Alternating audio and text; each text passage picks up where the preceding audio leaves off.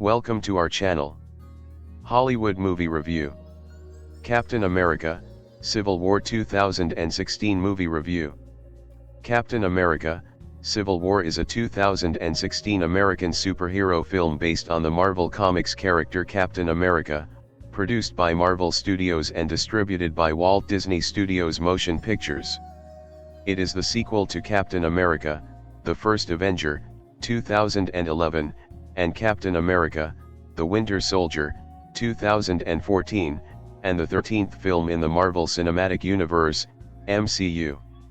The film was directed by Anthony and Joe Russo from a screenplay by the writing team of Christopher Marcus and Stephen McFeely, and stars Chris Evans as Steve Rogers/Captain America alongside an ensemble cast including Robert Downey Jr., Scarlett Johansson, Sebastian Stan, Anthony Mackie, Don Cheadle, Jeremy Renner, Chadwick Boseman, Paul Bettany, Elizabeth Olsen, Paul Rudd, Emily Van Camp, Marissa Tomei, Tom Holland, Frank Grillo, Martin Freeman, William Hurt, and Daniel Bruhl. In Captain America, Civil War, disagreement over international oversight of the Avengers fractures the team into two opposing factions, one led by Steve Rogers and the other by Tony Stark, Downey. Development of Civil War began in late 2013 when Marcus and McFeely began writing the screenplay, which borrows concepts from the 2006 comic book storyline Civil War while also focusing on story and character elements from the previous Captain America films to conclude the trilogy. Following positive reactions to The Winter Soldier, the Russo brothers were brought back to direct in early 2014. The film's title and premise were revealed in October 2014, along with Downey's involvement as Stark. Additional cast members joined in the following months. Principal photography began in April 2015 at Pinewood Atlanta Studios in Fayette County, Georgia. It continued in the metro Atlanta area before concluding in Germany in August 2015, with the film being the first to use IMAX's digital 2D cameras for the film's central airport fight sequence. Visual effects were provided by nearly 20 different studios. Captain America, Civil War held its world premiere at the Dolby Theater in Hollywood, Los Angeles, on April 12, 2016, and was released in the United States on May 6, as the first film in Phase 3 of the MCU. The film was a commercial success, grossing over $1.1 billion worldwide, becoming the highest-grossing film of 2016, and received positive reviews from critics, with praise for the performances, particularly Evans and Downey, action sequences, and themes. A fourth film, Captain America, Brave New World, 2025, is a continuation of Marvel Studios' Disney Plus series The Falcon and the Winter Soldier, 2021, following Mackie's Sam Wilson as Captain America. In 1991, the brainwashed super soldier James Bucky Barnes is dispatched from a Hydra base in Siberia to intercept an automobile carrying a case of super soldier serum.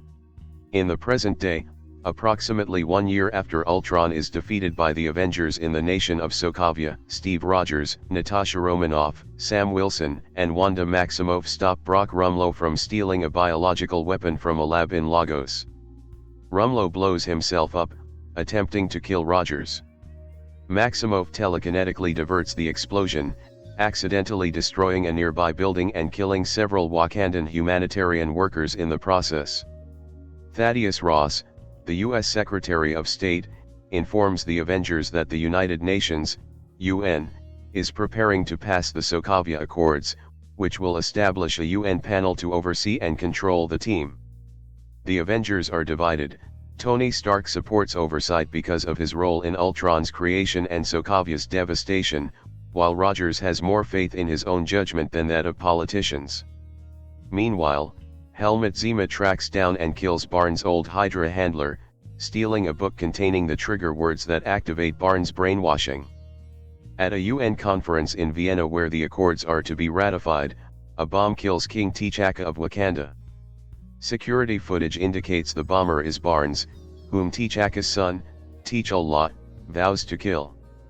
Informed by Sharon Carter of Barnes' whereabouts and the authorities' intentions to kill him, Rogers decides to try to bring in Barnes, his childhood friend and war comrade himself. Rogers and Wilson track Barnes to Bucharest and attempt to protect him from Tichellah and the authorities, but all four, including Tichellah, are apprehended by the Bucharest police and James Rhodes. Impersonating a psychiatrist sent to interview Barnes, Zima recites the words to activate Barnes's brainwashing. He questions Barnes, then sends him on a rampage to cover his own escape. Rogers stops Barnes and sneaks him away. When Barnes regains his senses, he explains that Zima is the real Vienna bomber and wanted the location of the Siberian Hydra base, where other brainwashed winter soldiers are kept in cryogenic stasis. Unwilling to wait for authorization to apprehend Zima, Rogers and Wilson go rogue, and recruit Maximoff, Clint Barton, and Scott Lang to their cause. With Ross's permission, Stark assembles a team composed of Romanoff, Tichellah, Rhodes, Vision, and Peter Parker to capture the renegades. Stark's team intercepts Rogers' group at Leipzig/Halle Airport, where they fight until Romanoff allows Rogers and Barnes to escape. As Rogers and Barnes are escaping, Rhodes is inadvertently shot down by Vision, and becomes partially paralyzed. The rest of Rogers' team is captured and detained at the Raft prison, and Romanoff goes into exile. Stark discovers evidence that Barnes was framed by Zima and convinces Wilson to give him Rogers' destination. Without informing Ross, Stark goes to the Siberian Hydra facility and strikes a truce with Rogers and Barnes, unaware that they were secretly followed by Tichellah. They find that the other super soldiers have been killed by Zima, who then shows them footage that reveals that the automobile Barnes had intercepted in 1991 contains Stark's parents, whom Barnes subsequently killed. Enraged that Rogers kept this from him, Stark turns on them both, leading to an intense fight, in which Stark destroys Barnes' robotic arm, and Rogers disables Stark's armor. Rogers departs with Barnes, leaving his shield behind. Satisfied that he has avenged his family's deaths in Sokovia from the Avengers' actions by successfully fracturing them, Zima attempts suicide, but he is stopped by Tichellah and taken to the authorities. In the aftermath, Stark provides Rhodes with exoskeletal leg braces that allow him to walk again, while Rogers breaks his allies out of the raft. In a mid-credits scene, Barnes, granted asylum in Wakanda, chooses to return to cryogenic sleep until a cure for his brainwashing is found. In a post-credits scene, Parker explores the features of the web shooters built for him by Stark. In March 2014, Anthony and Joe Russo confirmed that they had signed on to return as directors for a third Captain America film, along with Chris Evans as Captain America, Kevin Feige as producer, and Christopher Marcus and Stephen McFeely as screenwriters. Marcus and McFeely had been working on the screenplay since late 2013, while the Russo brothers began work in February 2014. The rehiring of the directors, 3 months before the release of Captain America, The Winter Soldier, came as a result of Marvel executives being impressed with test screenings of that film. Evans earned $15 million for the film. In an April 2014 interview, Joe Russo described the project as a continuation of the story from Captain America, The Winter Soldier. What's nice about the film is that it's a two-parter. There's a journey that the Winter Soldier goes on that isn't complete yet. That month, Marvel announced a release date of May 6, 2016, and Trent Opeluk, who was the cinematographer on The Winter Soldier, said he would return for the sequel. In July, Marcus and McFeely stated that they were midway through a first draft for the film, on which principal photography was expected to begin in April 2015. The following month, they stated that they were looking to make the tone of the film an amalgam of the first Avenger and the Winter Soldier, with the Russos likening it to a psychological thriller, citing the films The Godfather, 1972, Seven, 1995, and Fargo, 1996, as influences, along with westerns and Brian De Palma's films. The Russos also stated that a good portion of Civil War is actually funnier than Winter Soldier, with a more comedic tone and lighter moments throughout. In August 2014, the Russos stated that the film would be set a couple years after The Winter Soldier, and would continue to focus on Steve Rogers' relationship with Bucky Barnes as well as the political themes related to Captain America. Anthony stated, "The character was invented for an explicitly political purpose. So it's hard to get away from that nature."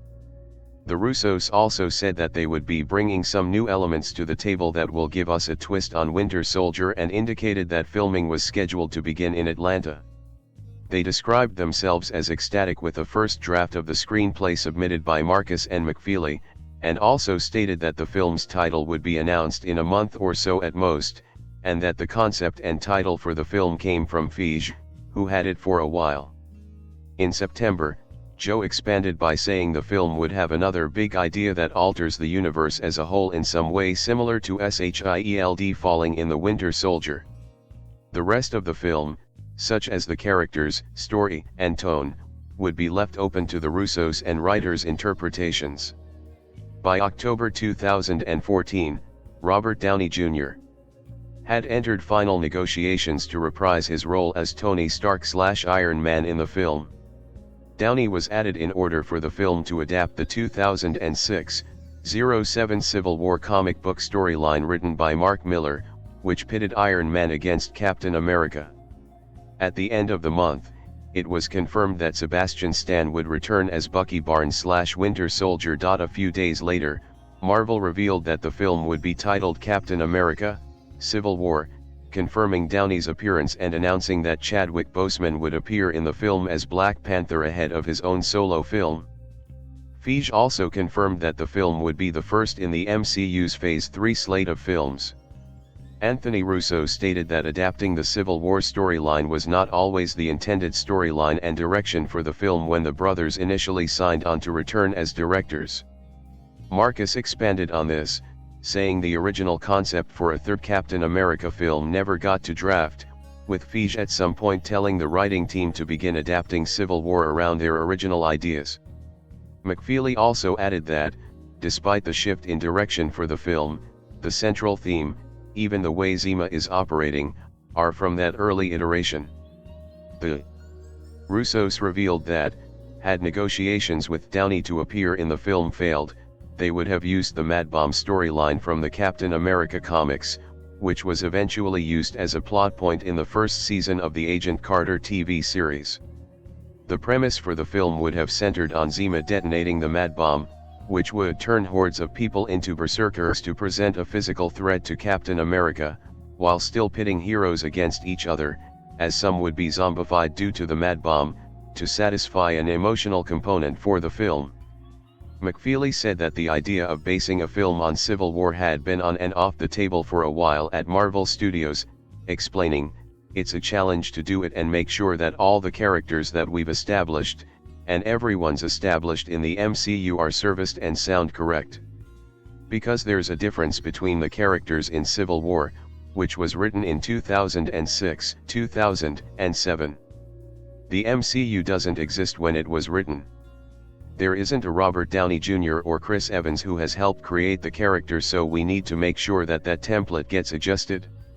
Joe Russo added that the essence of Civil War was used, such as the concept of registration, the notion that heroes need to be either monitored or controlled because their power can be scary being applicable.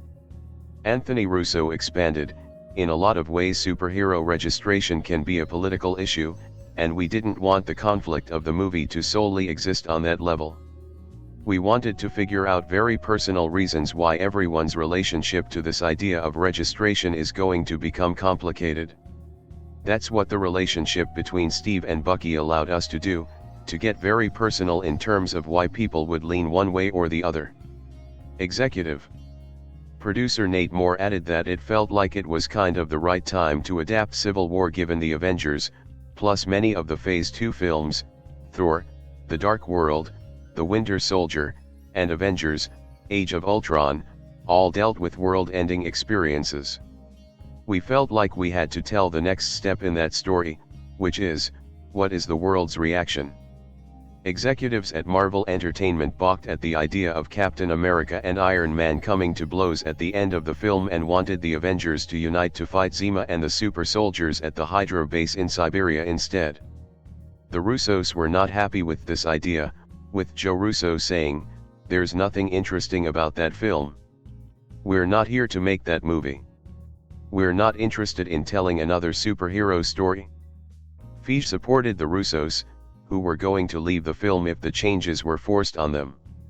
This prompted Walt Disney Studios head Alan F. Horn to back the Russos in making the film as originally intended, and led to oversight of Marvel Studios being moved from Marvel Entertainment to Walt Disney Studios in 2015. In November 2014, Daniel Bruhl joined the cast in an unspecified role, while Anthony Mackie and Frank Grillo were confirmed to return as Sam Wilson/Falcon and Brock Rumlow/Crossbones, respectively. Following the November 2014 hacking of Sony Pictures computers, emails between Sony Pictures Entertainment co-chairman Amy Pascal and President Doug Belgrad were released stating that Marvel wanted to include Spider-Man, whose film rights are licensed to Sony, in the film, but talks between the studios concerning this were believed to have broken down. However, in February 2015, Sony Pictures and Marvel Studios reached a licensing deal for the use of Spider-Man in an MCU film, and reports indicated that the character would indeed appear in Civil War. The Russos stated they were lobbying for months to include the character in the film. In January 2015, Mackie revealed that, in addition to Atlanta, filming locations would include Puerto Rico and Berlin, while the Russo brothers confirmed that Scarlett Johansson would return in the film as Natasha Romanoff/Black Widow. Editor Jeffrey Ford, who worked on The Winter Soldier, also signed on for Civil War. In March 2015, Jeremy Renner was revealed to be reprising his role as Clint Barton/Hawkeye. The next month, it was revealed that the film would be converted to 3D in post-production, and that Bruhl would be playing Helmut Zima. Additionally, Elizabeth Olsen revealed she would reprise her role in the film as Wanda Maximoff/Scarlet Witch. Principal photography began on April 27, 2015, in Fayette County, Georgia, at Pinewood Atlanta Studios, under the working title Sputnik. Other filming locations in the Atlanta metropolitan area included the Buckhead district of Atlanta, the Peachtree Christian Church in Midtown Atlanta, downtown Atlanta, including an area near Phillips Arena known as the Gulch, which served as the market in Lagos, Norcross, Georgia, Porsche's headquarters in Atlanta at Aerotropolis, Atlanta, which served as the Avengers headquarters in the film, and the Atlanta Civic Center, which served as the IFID, Institute for Infectious Diseases, laboratory. In Lagos, the latter's interiors doubled as MIT, and a third part was used for a Berlin location. Trent Opeluk served as director of photography while Chad Stahelski, David Leitch, and the Winter Soldier stuntman Spiro Rosatos were second unit directors. In early May, Marvel announced that Martin Freeman was cast in an unspecified role, while also reprising roles in the film would be Paul Bettany as Vision, Don Cheadle as James Rhodes/War Machine, Paul Rudd as Scott Lang/Ant-Man, Emily Van Camp as Sharon Carter, and William Hurt as Thaddeus Ross. Samuel L. Jackson, who appeared as Nick Fury in the two previous Captain America films, said he was surprised to discover that he would not be in Captain America: Civil War, after the Russo brothers told him he was. Moore stated that Fury was not included because he didn't add anything to the Civil War story they were telling, while Marcus stated that they did not want him to choose any particular side because that's not his place in the universe. On each of the characters' ties to the plot, Anthony Russo said that each character was examined on a personal level to see how they would respond to the idea of registration. On the portrayal of each character, Joe Russo said that he and his brother had strong emotional and psychological connections to these characters as children, adding, "We want to reach into that and understand what elementally motivated you to love the character. That's what we try to bring out in the characters now." He also mentioned that they were trying to honor the feeling of naturalism and to honor the feeling of reality with the film. After the reveal of the film's full cast, many outlets and fans began referring to the film as Avengers 2.5, given the variety and ensemble nature of the cast, usually reserved for the Avengers films, and the fact that the film no longer felt like a Captain America-centric one, as with The Winter Soldier. In response to this, Feige said, "What's fun about Civil War though is, as you know from the comics, it's a very simple story. And it really has to be, to accommodate that many players. It's very much a Captain America movie and it's very much a sequel to The Winter Soldier in ways I don't think people will expect. It's a very simple structure that allows you to have these amazing character interactions in a way that I don't think becomes overwhelming." Feige also revealed that Hope Van Dyne/Wasp was in an original draft of the film, after receiving the Wasp costume at the end of Ant-Man, but was cut because there are so many characters in Civil War that we didn't want to do her a disservice, saying Marvel was saving the character for a better environment to reveal Van Dyne in the Wasp costume for the first time and see her dynamic with Scott Lang in a way it could play out. At the end of May, the Russo brothers, along with Feige and Pascal, held a screen test in Atlanta for 6 teenage actors that were being eyed for the role of Peter Parker/Spider-Man, with the actors testing against Downey and Evans for chemistry. Tom Holland was cast as the character the next month, to also appear in a solo film. The Russos were pretty vocal about who we wanted for the part, pushing to cast an actor close to the age of Peter Parker in the comics, in order to differentiate from the previous portrayals, with Anthony Russo believing Holland's age was one of the factors Sony was initially hesitant on Holland for the role. They also praised Holland for having a dancing and gymnastics background. Downey felt of all the actors he tested with, Holland brought gravitas and the confidence to be able to take on the mantle of portraying Spider-Man. At the time, Marvel did not confirm his involvement in Civil War, due to being contractually obligated not to talk about his inclusion publicly. The Russos discussed this, saying that the various business deals and agreements stemming from the sharing of the character rights, such as on a promotional and commercial level, were always lagging slightly behind how we were using the character. We were always in danger of upsetting the deal. There were still sensitive issues going on between the two studios that they needed to agree on. Holland was confirmed to appear in the film in July 2015, by Jonathan M. Goldstein, one of the writers of the solo Spider-Man film, and later by Entertainment Weekly from a set visit. John Watts, director of Spider-Man: Homecoming, was on set for the filming of Spider-Man's scenes, in order to see what they were doing with it, and that informed where we eventually took it, and provide ideas about this and that, such as what Parker's wardrobe and bedroom should look like, to make sure we were all on the same page so that Homecoming transitions seamlessly with theirs. Anthony Russo stated that, despite Marvel telling them to have a plan B should the deal with Sony fail, the Russos never created one because it was very important to us to reintroduce Spider-Man in the film, adding, "We only have envisioned the movie with Spider-Man." By the end of June, filming reached the halfway mark, with production moving to Germany in early August. Filming locations in Germany included the Olympic Stadium, Potsdamer Platz, Internationales Kongresszentrum Berlin and Messe Berlin in Berlin, and the Leipzig/Halle Airport in Schkeuditz. Studio work was done at Babelsberg Studio. Additional filming also took place in Puerto Rico and Norway, and was scheduled to in Iceland. Principal photography wrapped on August 22, 2015. Captain America: Civil War was the first film to use IMAX's digital 2D cameras, made in partnership with ARRI, which was a customized version of the ARRI Alexa 65. According to Joe Russo, approximately 15 minutes of the film, the sequence where the two factions fight at Leipzig/Halle Airport, which was described as having incredible scale to it and referred to by the directors as the splash panel, were shot with the cameras. Opeluk noted that there were discussions late in pre-production to shoot the entire film with the Alexa 65 cameras.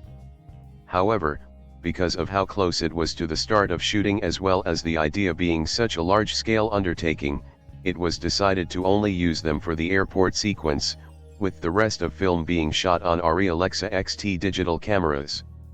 For the airport sequence, Opelec rigged the Alexa 65s to a techno crane, a Steadicam, a dolly as well as a drone for flyover shots, which had its own dedicated team operating it. Because of the amount of resolution the Alexa 65s offered, Opelec chose to use medium close-ups instead of close-ups, and for his wide shots, hold the shot a bit longer, maybe with a slight camera move that allows the viewer to take it all in. In September 2015, Mark Ruffalo, who plays Bruce Banner/Hulk in the MCU films, stated that his character was originally in the Civil War script, but was removed due to the end of Age of Ultron, as Marvel did not want to reveal where he is and why in this film. Marcus added that as soon as the Hulk joined aside, the fight would be quickly over, saying, "You've got to kind of choose your roster of characters depending on what kind of fight you want to have." He later explained that he contemplated having the Hulk appear at the very end of the film, but decided against it, feeling that he was overstuffing the film with characters, adding, "The Hulk has clearly gone somewhere at the end of Age of Ultron, and that's a story. Don't blow it off and put it in a little tiny chunk just to put in a little extra filigree on our movie." Additionally, Ross' alter ego, Red Hulk, was also considered for inclusion, but the Russos felt that part of the character would need a proper backstory which they could not afford to give in the already crowded film. They felt that Ross was there sort of as the government's agenda and not to add another complicated super-powered character to the mix. Spider-Man's Iron Spider suit was also considered. That November, Joe Russo stated that the theme of the film was betrayal, calling it extremely emotional. The film hinges on that emotion, and on a very personal level we didn't want to become about politics and people arguing about platitudes. The third act is built around a very personal moment between Captain America and Iron Man. The Russos spent a great deal of time with Marcus, McFeely, and more to ensure each character's emotional arc tracked through the entire film correctly, though realized that at some point you have to sacrifice logic for expediency. Speaking about the post-production process in January 2016, the Russo brothers said, "This has been the easiest post-process we've ever had on a film. We're very happy with how the movie was. Everyone is very happy with where the movie was. For us, the tricky thing is the effects because it's a very complicated movie and there are some really big sequences in the film. The effects are on a much larger scale than the work we did on Winter Soldier. That's the part that becomes really difficult because you don't have a lot of time and everyone has very high standards. So everyone starts killing themselves at this point. We'll be done with the movie in 2.5 months." They also stated that the film would be doing a few reshoots in mid to late January. In February, Freeman's character was revealed to be Everett K. Ross, and Gwyneth Paltrow was reported to have joined the film for the January reshoots, reprising her role as Pepper Potts. However, in April 2016, it was revealed that Paltrow does not appear in the film, with Anthony Russo explaining that Paltrow's contract with Marvel had ended after Iron Man 3, and we decided early on that we could make Pepper's breakup with Tony Stark have an emotional impact without actually having a scene with her. On March 16, 2016, the Russos stated the film was about a week and a half away from completion, with Joe adding that the film would have a post-credits scene, with the possibility for 2 or 3 total. The film was completed on April 4, 2016. Later in April, Alfre Woodard and Jim Rash were revealed to be cast in the film, while Feige explained that Black Panther director Ryan Coogler contributed some dialogue for Black Panther in several scenes during reshoots.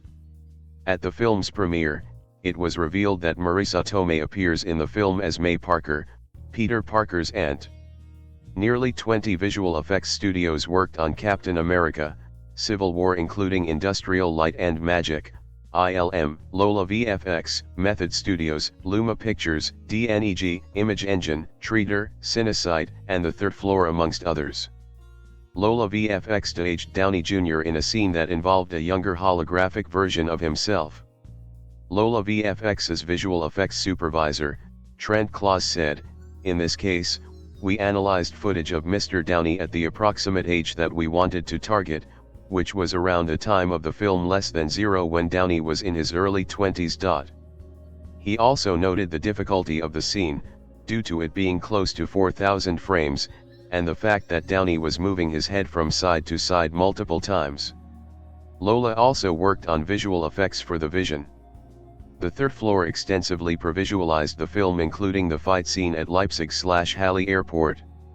Gerardo Ramirez, the previs and post-vis supervisor for the third floor, said, "We visualized most of the major scenes in the film, some that were more story-driven and some that were more action and story-driven. The Russos used various methods for planning, and they used each department for what it does best.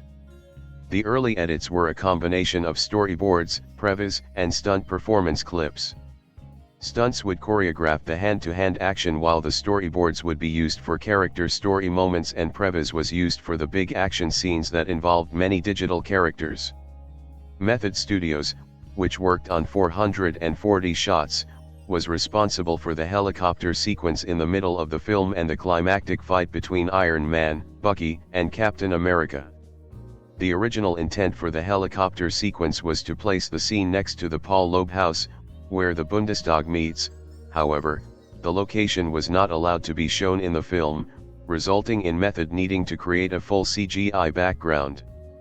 For the climactic fight, one of the challenges for Method was getting the color of Iron Man's suit correct, opting to go with a more classic Iron Man look versus the really glossy car paint look that Iron Man had in the previous Avengers films.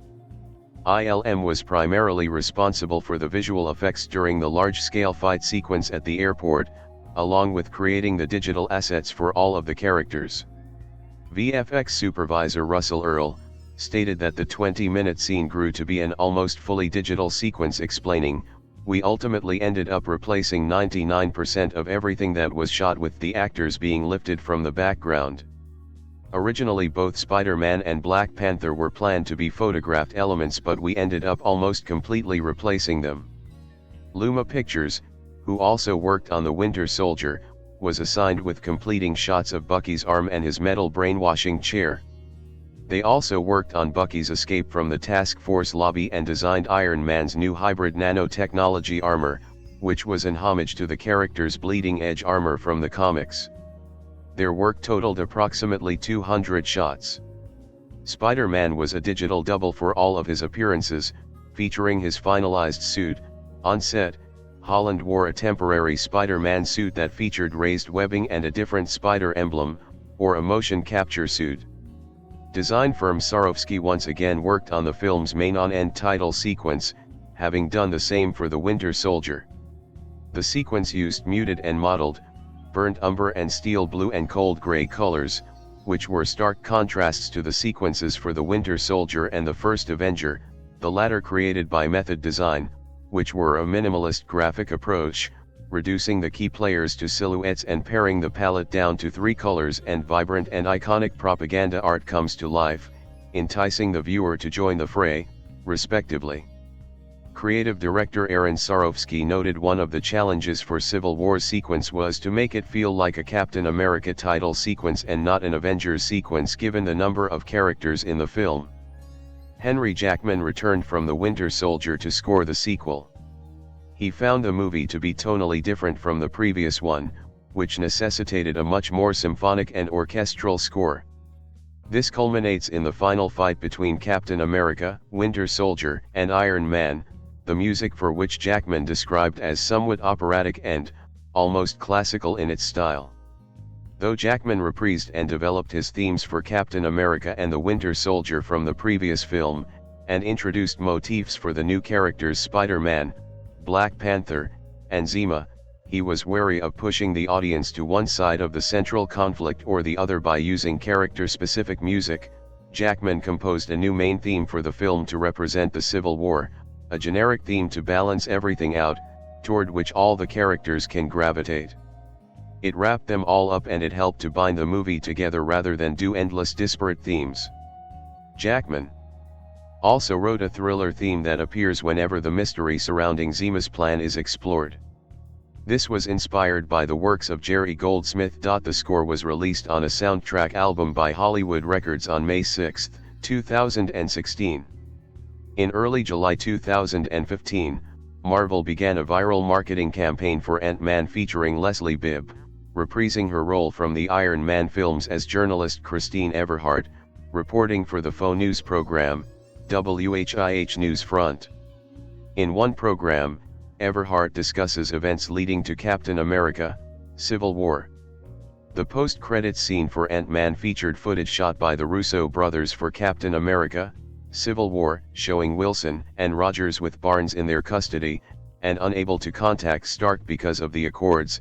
Wilson mentions that he know a guy, implying Feige explained that when the post-credit sequence appears in Civil War it may appear with different takes, different angles. Stan said the scene was shot in early May 2015, and would appear in the middle of Civil War. The first footage of the film debuted in August 2015 at the D23 Expo. Additional footage was shown in September 2015 at the Asia Pop Comic Convention. The footage shown at the D23 Expo and 2015 Asia Pop Comic Convention received an overwhelmingly positive response from the audiences. The first trailer for the film debuted on Jimmy Kimmel Live on November 25, 2015, and within hours became the #1 trending topic on Twitter. The trailer was viewed 61 million times in the first 24 hours of release, surpassing the 34 million views of Avengers: Age of Ultron's in 2014. Scott Mendelson of Forbes called the trailer a doozy and noted that the early debut ahead of the release of Star Wars: The Force Awakens was a good show on behalf of Disney, as it was a way to not get lost amid the 8,000 other trailers debuting with Star Wars. Mendelson also noted that based on the trailer's content, the film was being sold as Captain America 3, as opposed to Avengers 2.5 or Iron Man 4, which could help keep the film's box office expectations in check. On February 4, 2016, Marvel released their own version of the Facebook #FriendsDay video for Captain America. The video mirrors those created by Facebook for users to celebrate the anniversary of Facebook's founding, and features images of Captain America's friends the Winter Soldier, Thor, Falcon, and Hawkeye. The video concludes with an image of Captain America and Iron Man being torn in half. Jennifer Konerman of The Hollywood Reporter called the video timely and its contents especially relevant considering the storyline of Civil War. 3 days later, a teaser debuted during Super Bowl 50, which received the most social media activity out of all the film trailers released that day. Anthony Breznican of Entertainment Weekly said the footage actually feels a little more like a teaser than a full trailer, since it shows some new shots, but really doesn't reveal much more about the story. Additionally, he felt the chanting unseen voices calling out, "United, we stand, and divided, we fall" had a football stadium vibe, complementing it appearing during the Super Bowl.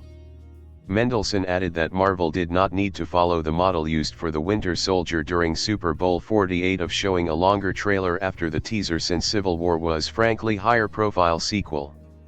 Overall, Mendelson felt the spot was only a little less low-key and small, scale as the trailer that debuted in November 2015, and sold the real-world aspect with character drama and mostly real-world action between would-be superheroes.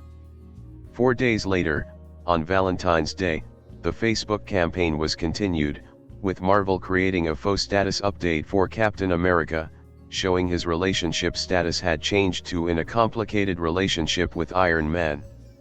At the Walt Disney Company's annual shareholder meeting in the Auditorium Theater in March, CEO Bob Iger presented a clip from the film to generous applause. From March 7 to 10, Marvel released individual posters for characters in the film, continued its Facebook campaign with 2 teaser videos showcasing the participants on Team Cap and Team Iron Man, and released a second trailer. The trailer was viewed close to 95 million times within the first 24 hours of release, surpassing the views achieved by the first trailer. In addition, 240,000 social media posts across Twitter, Tumblr, Instagram, and Facebook, among others, were made related to the trailer, surpassing the 81,000 The Age of Ultron trailer received in 2014. According to internet analytics firm ZEFR, the trailer was viewed over 62 million times from YouTube and Facebook over 4 days, making it the second most viewed trailer at the time, behind the 64.6 million views for the first Star Wars, The Force Awakens trailer. It also became the top trailer in 2016 through March 13, 2016, according to research firm Listen First, for receiving the most likes, retweets and other engagement on Twitter. The trailer continued to be the top viewed trailer on YouTube and Facebook for 3 straight weeks according to ZEFR, receiving more than 96 million total views since its release. Mendelsohn called the trailer a textbook case for unnecessary second pitches. Is there anyone out there who watched that first teaser back in December and said, it looks good and all, but I need more evidence? He added that he was a little disappointed by the big Spider-Man reveal, having previously wondered, after a Spider-Man character poster was not released with the others, if Marvel would have the courage to not include the character in any marketing materials before the film's release, letting the Peter Parker scenes the film has to offer be something that is a surprise for theatrical moviegoers and or something that drives post-opening weekend buzz. Mendelsohn's colleague at Forbes Mark Hughes felt differently, noting that the trailer was targeting the general audience rather than just fans by giving us more explanation and context of why a clearly major battle is raging between Captain America and Iron Man, and by including Spider-Man since there are plenty of surprises in these movies, and since we all already know Spider-Man is in Civil War, refusing to let us see him would frankly be a bit weird and pointless. It's common for average filmgoers to hear some final bit of information or see some final image and feel compelled, inspired, or otherwise driven to go out to the movies that day. There are any number of factors that can come into play, and the world needed to see Spider-Man because it's the sort of value-added element that can make difference.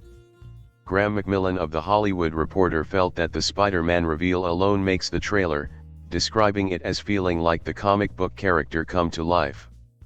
That awkward, voice-cracking, hey everyone was as humble, playing it cool, and cocky as he should be. With the film seemingly continuing plot threads first introduced in Age of Ultron, Mendelsohn wondered to what extent the whole consequences galore narrative of Civil War will improve Age of Ultron. As much great stuff as that movie has, it ultimately shows the main hero foolishly/recklessly bring a world-killing threat to Earth and lots of really bad stuff goes down and yet no one seems to care at the end. What does it mean if Civil War does retroactively improve Age of Ultron? Will we be at a point where we really can't judge a franchise installment on its own merits because a future installment may well fix the flaws a couple years down the line? McMillan continued some of Mendelsohn's thinking, feeling that Marvel was in an awkward place with Civil War regarding superhero destruction moving forward. He wondered how superhero oversight would actually prevent the kind of destruction that it's meant to stop, unless the bad guys all agree to play by the new rules as well. Worse still, the destruction caused by superhero fights should now be foremost in viewers' heads. The audience won't be able to enjoy the sight of the Hulk smashing a random minion through a wall without thinking of the property damage and or whoever was standing on the other side of that wall. After Civil War, can Marvel go back to pretending that everyone is okay after any large-scale event ever again? Also in March, Marvel, in partnership with the National Academy of Sciences Science and Entertainment Exchange, Dolby Laboratories, Broadcom, and Synchrony Bank, announced the Girls Reforming the Future Challenge, aimed at females aged 15 through 18 in STEM, science, technology, engineering, and mathematics education fields, to submit projects they feel can change the world and have far-reaching effects. 5 winners would attend the world premiere at the Dolby Theater, and receive a tour of Walt Disney Studios and a $500 saving account from Synchrony Bank, with one grand prize winner receiving an internship at Marvel Studios. On April 10, Evans debuted an exclusive clip of the film during the 2016 MTV Movie Awards. Throughout the month, the Russo brothers and the cast promoted the film in Paris, Beijing, Singapore, Berlin, and London. At the end of the month, Marvel released additional viral marketing videos of WHIH Newsfront, featuring Bibb once again reprising her role as Everhart. In the program, Everhart discusses with political analyst Will Adams, portrayed by Al Madrigal, the cost the Avengers bring for saving the world, and if they should have regulation from the government. Additional Newsfront segments saw William Sadler reprise his role as President Matthew Ellis, including an exclusive interview and his reaction to the incident involving the Avengers in Lagos. On May 2, 2016, Evans, Renner, and executives from Marvel rang the opening bell of the New York Stock Exchange in honor of the film's theatrical release. At the 2015 Licensing International Expo, Disney Consumer Products announced that they would partner with licensees including Hasbro, Lego, Funko, Hot Wheels, Rubies, Mad Engine, Sea Life, J. Franco, Global Brand Group, Kellogg's, Hallmark and American Greetings to sell merchandise related to the film. Coca-Cola, Google, Samsung, Wrigley, Harley-Davidson, Audi, Synchrony Financial, Pringles, Keebler, Pizza Hut, Pop Secret, Mouser Electronics, and Vivo, among other brands, were also licensees for the film. Paul Gitter, Senior VP of Licensing for Marvel at Disney Consumer Products, said that they will build off the success of licensed products for Avengers: Age of Ultron, including a focus on a celebration of Captain America's 75th anniversary, female apparel, healthy living and travel, and on marketing newer characters such as War Machine, Falcon, Vision, Black Widow, and Black Panther. The Avengers team is both aspirational and hugely merchandisable, made up of multiple, unique heroes coming together with amazing skills, cool vehicles, and a high-tech headquarters, said Gitter. Captain America: Civil War not only gives us new storytelling for our favorite superheroes, but also introduces new ones, allowing us to expand product lines for kids and fans. As part of the $200 million marketing effort for the film, Harley-Davidson created 2 customized motorcycles for the film. Audi debuted a commercial directed by the Russos featuring unreleased scenes from the film, while Pizza Hut debuted collectible boxes, and Kellogg's, Pringles, and Keebler products featured virtual reality experiences. The lead-up to the film's release culminated in a massive online vote across Google, YouTube, and Twitter for either Team Captain America or Team Iron Man. Marvel Comics released a 4-issue comic prelude by writer Will Corona Pilgrim and artist Szymon Kudrynski, beginning in December 2015, that adapted the events of Iron Man 3 and Captain America: The Winter Soldier. 212 On February 10, Marvel Comics released another comic prelude, a single-issue infinite comic set between the Winter Soldier and Civil War. Written again by Pilgrim, the comic is told from the perspectives of Barnes, Rumlow, and Rogers, showing how each ended up where they begin Civil War. Art for each character's perspective is provided by Lee Ferguson, Goran Sudzyuka, and Guillermo Magoran, respectively. Captain America: Civil War premiered at the Dolby Theater in Hollywood, Los Angeles, on April 12, 2016, and was screened at Cinemark 2016 on April 13.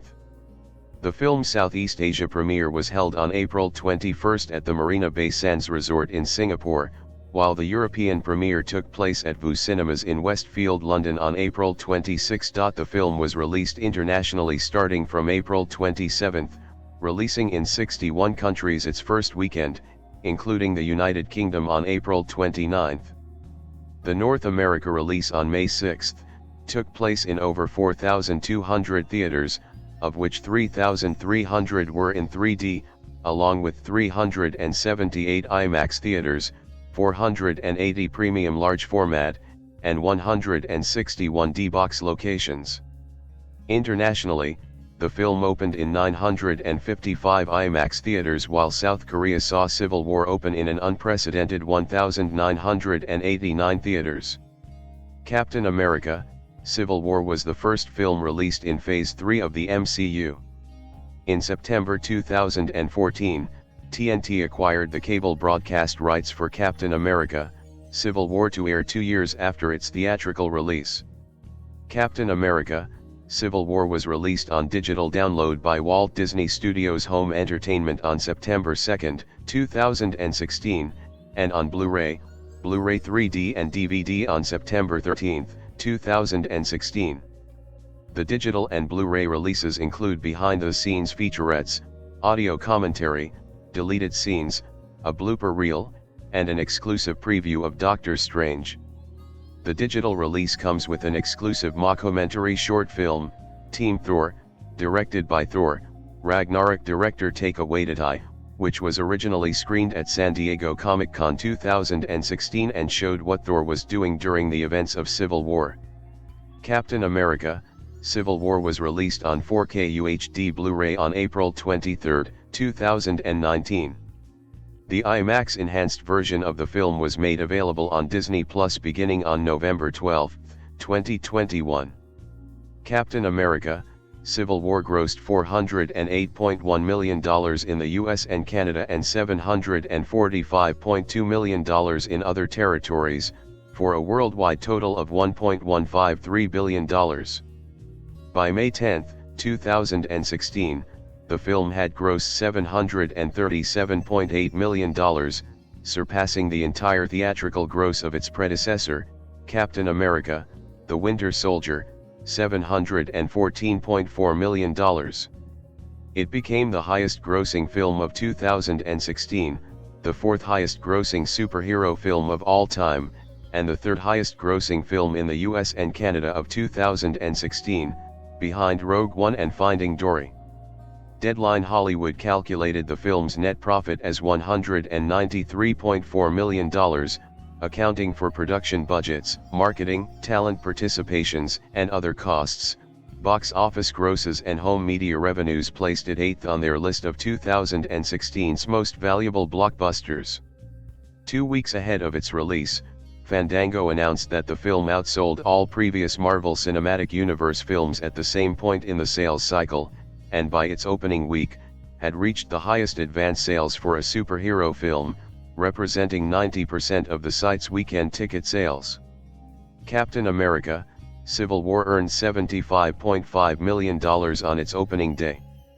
The film's Friday gross included $25 million from Thursday previews, the second highest Thursday preview gross among Marvel films, with $3.1 million of the $25 million coming from IMAX theaters, a new Marvel record.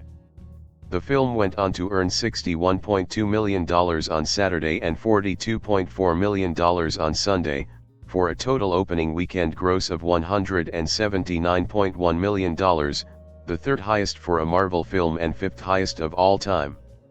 Of the $179.1 million, $16 million was from IMAX, the second best for an MCU film. Initial projections for Captain America: Civil War had it earning between $175 to $200 million on its opening weekend, with the projection being revised to $172 to $178 million after Friday. Box Office called it the safest box office bet since Star Wars: The Force Awakens. The film remained at number 1 in its second weekend and fell to second in its third, behind the Angry Birds movie.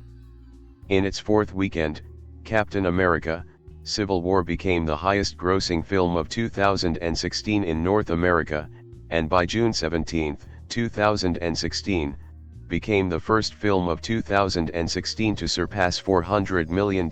Captain America: Civil War's opening in 15 countries on April 27, 2016, earned $14.90 million, followed by $23.8 million the next day from 15 more countries, and $45.3 million 2 days later from 8 additional countries, for a 3-day total of $84 million.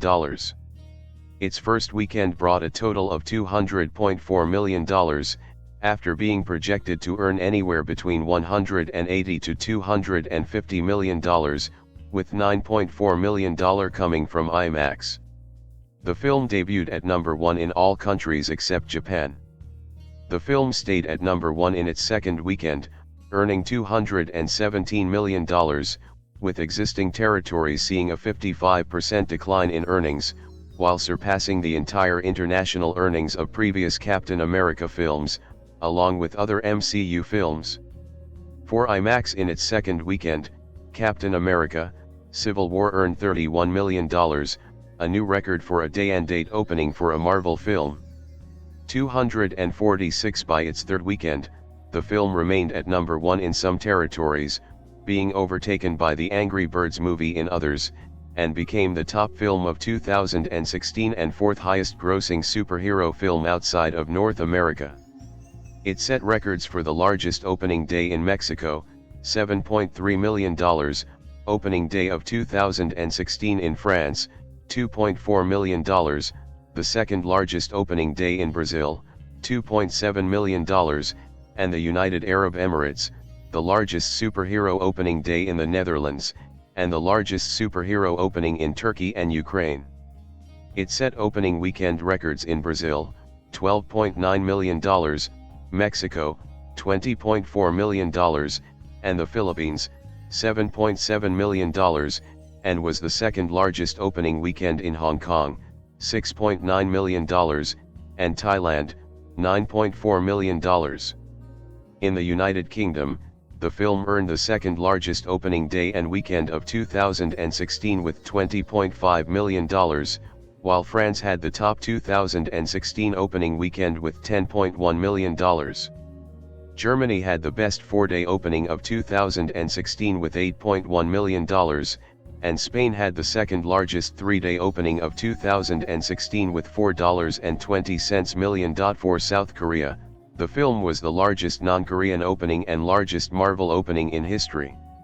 China had the second best IMAX opening, $9.5 million, as well as the second largest opening weekend for a Hollywood film, $95.6 million, with the film eventually becoming the third highest Disney release in the country after 10 days, and the second largest superhero film. Japan saw the film open third with $4.2 million, behind Detective Conan, The Darkest Nightmare, $5.3 million, and Zootopia, $4.8 million. The film's largest markets were China, $190.4 million, South Korea, $62.8 million, and the United Kingdom, $53.2 million. The review aggregator Rotten Tomatoes reported an approval rating of, with an average score of, based on 430 reviews. The website's critical consensus reads, Captain America: Civil War begins the next wave of Marvel movies with an action-packed superhero blockbuster boasting a decidedly non-cartoonish plot and the courage to explore thought-provoking themes. Metacritic, which uses a weighted average, assigned a score of 75 out of 100 based on 53 critics, indicating generally favorable reviews. Audiences polled by CinemaScore gave the film an A grade on an A+ to F scale, while Post-Track reported filmgoers gave it an 88% overall positive score and a 75% definite recommend. Justin Chang of Variety called it the most mature and substantive picture to have yet emerged from the Marvel Cinematic Universe. Sherry Linden of The Hollywood Reporter said, "Call it Civil War or call it brand extension, call it a cinematic universe or a corporate behemoth, the latest Marvel extravaganza furthers the studio's cross-pollination of action franchises in a way that's sure to satisfy devotees." Robbie Collin of the Daily Telegraph wrote, "This is the cinematic superhero showdown you've dreamt of since childhood, precisely because that's everything and all it wants to be." Catherine Short of The Guardian called it, "A huge aspartame rush of a film, a giant irresistible snack, not nutritious, but very tasty." Richard Roper of the Chicago Sun-Times wrote, "Kudos to co-directors Anthony and Joe Russo and the team of writers for juggling more than a dozen comic book characters and nearly that many plot lines, and only occasionally getting us, and by us I mean me, lost in the geek weeds." Kenneth Turan of the Los Angeles Times said, "If you live and breathe Marvel, this is one of the MCU's stronger offerings. If you are a spy coming in from the cold, the answer is not so clear." A. O. Scott of the New York Times wrote, "Captain America: Civil War does not in any way transcend the conventions of the genre. On the contrary, it succeeds because it doesn't really try. Conversely, Stephen Whitty of the New York Daily News said, although it's called Captain America: Civil War, the latest Marvel movie is actually a supersized Avengers picture overstuffed to bursting. And sometimes during its 2.5-hour running time, it just goes bust. Mick LaSalle of the San Francisco Chronicle said, as a work of thought, Civil War is compromised, but at least there are thoughts to compromise. As an action film, it has its moments, but aside from the big opening sequence, the action scenes are a bit flat. Andrew O'Hare, writing for Salon, said, much of Captain America: Civil War is just the laborious working out of leftover dangling plot elements from Captain America: The Winter Soldier 2 summers ago. While Nicholas Barber of the BBC gave the film a generally favourable review, praising both its visuals and action sequences, he criticised the fact that there was no cogent reason for any of the Avengers to be on one side or the other, which is why their inevitable dust-up feels like a game of dodgeball in a school playground. Mark Miller, writer of the Civil War comic storyline on which the film was based, felt the film had a good opening 20 minutes, but then I honestly can't remember what the movie was about. He also felt the film lacked levity, especially considering the Russo brothers' background in comedy. According to Feige, Civil War is the conclusion of the Captain America trilogy that began with the first Avenger. While it is the final standalone Captain America film in Evans' contract with Marvel Studios, Evans said in September 2015 that he was open to extending his contract past Avengers: Infinity War, 2018, and Avengers: Endgame, 2019, the final films on his contract at the time. In November 2018, Joe Russo said that Evans was not done yet with Captain America after Endgame. In November 2019, when asked if he would reprise the role of Captain America, Evans responded, "You never say never. I love the character. I don't know," and added, "It's not a hard no, but it's not an eager yes either." In January 2021, Evans was reportedly close to signing a deal to reprise the role of Captain America in at least one future project. Evans' involvement was said to be similar to how Downey had supporting roles in other film franchises, such as Civil War, after concluding the Iron Man film series with Iron Man 3, 2013. Evans soon said the report was news to him. 280 His potential return would be in a project separate from Captain America: Brave New World, 2025. The planned solo film was believed to have also included Haley Atwell reprising her role as Peggy Carter. However, Marvel Studios was unable to get the story for the film to a place to proceed with its development. Instead, by late 2024, the studio believed their next Avengers films, Avengers: Doomsday, 2026, and Avengers: Secret Wars, 2027, were better opportunities to revisit the characters. Evans reprises his role in Doomsday, with Atwell expected to reprise her role in both Doomsday and Secret Wars. Evans also appeared in Deadpool and Wolverine, 2024, reprising his pre-MCU role of Johnny Storm/Human Torch from 20th Century Fox's Fantastic Four, 2005, and Fantastic Four: Rise of the Silver Surfer, 2007. One of Marvel Studios' Disney Plus miniseries, The Falcon and the Winter Soldier, was released in 2021, with Malcolm Spellman serving as head writer and Carrie Skogland directing. It centered on Mackie's Sam Wilson/Falcon and Stan's Bucky Barnes/Winter Soldier, with Cheadle, Brull, Van Camp, and Kazumba reprising their roles as James Rhodey Rhodes, Helmut Zima, Sharon Carter, and Ao, respectively, along with Georges St. Pierre as Georges Batroc from Captain America: The Winter Soldier. A fourth film, Captain America: Brave New World, was released on February 14, 2025, directed by Julius Ona, and written by Spellman, Dallin Musson, a series writer on The Falcon and the Winter Soldier, and Matthew Orton. 289 It serves as a continuation of the events of The Falcon and the Winter Soldier, focusing on Sam Wilson. Mackie, Danny Ramirez, Carl Lumbly, and Stan reprise their respective roles of Wilson, Joaquin Torres, Isaiah Bradley, and Barnes from The Falcon and the Winter Soldier, along with Tim Blake Nelson and Liv Tyler reprising their roles as Samuel Stern/Leader and Betty Ross from The Incredible Hulk, 2008. Shira Haas appears as Ruth Bat-Saraf, while Harrison Ford appears as Thaddeus Ross, replacing her following his death in 2022. Sure, it's a cliché, but we know it's true. We make our share of mistakes. But, as painful as those missteps can be, they're rarely matters of life and death. If I've miscounted the swear words for this movie review, my editor may yell, but he won't call for a congressional investigation. I hope. For years, the Avengers both separately and collectively have saved the world time and time again. They've rescued thousands, millions, even billions of people from terrible fates. But their unsanctioned do-gooding has not come without cost. Innocent people are sometimes still inside those exploding buildings and falling cars. Sure, maybe the Avengers mean well, but that's not much solace to the folks who've lost their husbands and wives, parents, and children.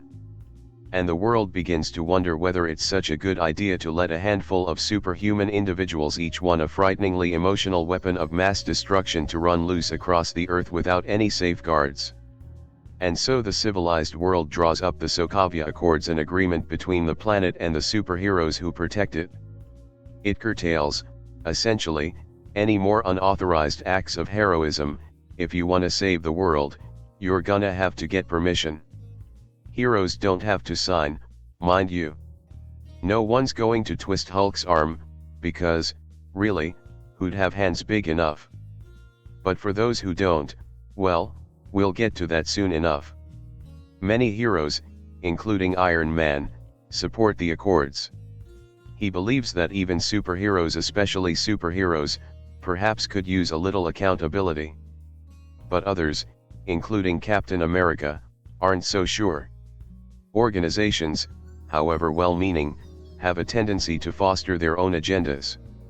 Even the good ones may dither and delay, costing more lives. We may not be perfect, Cap argues, but the safest hands are our own. The Accords will be passed, of course, whether the good captain likes them or not. But during the signing ceremony, tragedy strikes, a bomb goes off, killing dozens. It's not long before news agencies broadcast the picture of the presumed bomber, the Winter Soldier, aka Bucky Barnes, aka Captain America's one-time best friend. The world launches a worldwide manhunt and orders Accord-signing superheroes to stand down. Regular old soldiers will bring down the Winter Soldier, and they mean to do so quite literally. They have orders to shoot on sight and shoot to kill. Cap can't let that happen to his old pal, especially not when he doesn't think Bucky's even responsible for the bombing. So he slaps on his suit, picks up his shield and dives into the fray once again. And while he believes he's still fighting for truth, justice, and the American way, this time that belief puts him on the wrong side of the law. But how is that law going to bring Cap in? Seems like you'd need a man made of iron to even try. As we can gather from the title, Captain America, Civil War pits hero against hero, a technicolor battle centered around issues we struggle with today. But let's not lose sight of the fact that most of these heroes still have the same basic goals in mind: to protect the innocent, bring the guilty to justice, and make the world a safer place. Some, like Iron Man, believe that such a greater good can best be reached by submitting to a legal authority. Cap, for his part, is determined to save Bucky's life, no matter the cost. And others just want to preserve this strange, oddly loving family that the Avengers has become. But these supers are human, too, and emotions come into play. Spoiler warning in that regard. Here's one example of how a bad beginning gets worked out in the end. King T'Challa, Black Panther, is introduced as a guy out for revenge, hoping to kill the man he believes killed his dearly beloved father.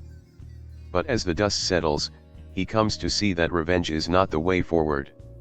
Vengeance has consumed you, he tells an evildoer. It is consuming them. I'm done letting it consume me. Speaking of T'Challa, he talks about how his culture believes in an afterlife full of green meadows where the dead can run to their heart's content. It was something his father believed, T'Challa suggests, but then adds that he is not his father. A funeral takes place in a big, beautiful church. Captain America smooches secret agent Sharon Carter, a kiss Cap believes is long overdue. Says a guy who is technically close to 100 years old and once had a thing for Peggy Carter, Sharon's now elderly aunt. Civil War is filled with scenes of frenetic, intense action, mostly on par with what we've seen in Marvel's previous superhero movies overseen by Disney, which discounts the X-Men and Fantastic Four franchises, and, of course, Deadpool. There's very little blood seen, but because the movie is predicated on describing the costs of fighting even righteous fights, it can feel more visceral and jarring. And while some of our heroes do their best not to kill anyone, not all Avengers, Natasha, we're looking at you, have such a strict policy. One man drowns while being suspended above a slowly filling sink. Another is found in a bathtub, dead. We see the silhouette of his hand on the closed shower curtain. Several people are discovered with bullet holes in their foreheads. Someone falls to the ground and is gravely injured. Someone else essentially blows himself up, killing several innocents in the process. We see footage from several deadly cataclysms, and the camera lingers on one young victim, her visible eye staring vacantly. Survivors share their grief and anger over who they lost. Superheroes fight lots of bad guys and, often, one another, too. People are punched, kicked, battered, bruised, flung, crunched, and webbed. Sometimes these battles can feel light, almost like the adversaries are playing a football game and will share a soda at halftime. But there comes a point at which things get personal, heroes look as if they want to kill. Cars crash, sometimes in spectacular fashion. They fall from a garage, hurtling down toward the superhero dodging below. A super gets thrown through several floors/ceilings and continues to careen downward through much of the Earth's crust. We see floors strewn with bodies incapacitated by gas. A deadly biological weapon is nearly released. By now, we all pretty much know what Disney's Marvel movies look like. Sure, there are variances, with Captain America, the Winter Soldier swinging a bit darker, say, or Iron Man 3 more salacious. But for the most part, they follow a rather reliable template: frenetic action, lots of dead bodies but not so much blood, unfortunate smatterings of the S-word, and a welcome allotment of team spirit banter to lighten the mood. And, of course, you've got lots of superheroes doing their hero thing. Captain America: Civil War comfortably follows the CGI-enhanced template, but with one interesting change. Here, the superheroes fight one another and without losing their heroic bona fides. Each one is doing what he or she believes is right while disagreeing vehemently over what right looks like.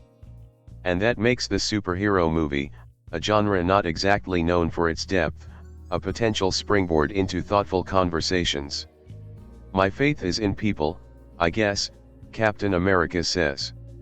He believes that good people with good motives, folks like himself, can be trusted to do good things. There's a lot of America in Captain America's philosophy: an appreciation for rugged individuality, an adherence to personal rights and freedom, a belief that people can usually be trusted to make the right decision when the decision matters most. But Christians can't really share that sunny optimism. Yep. You read that right.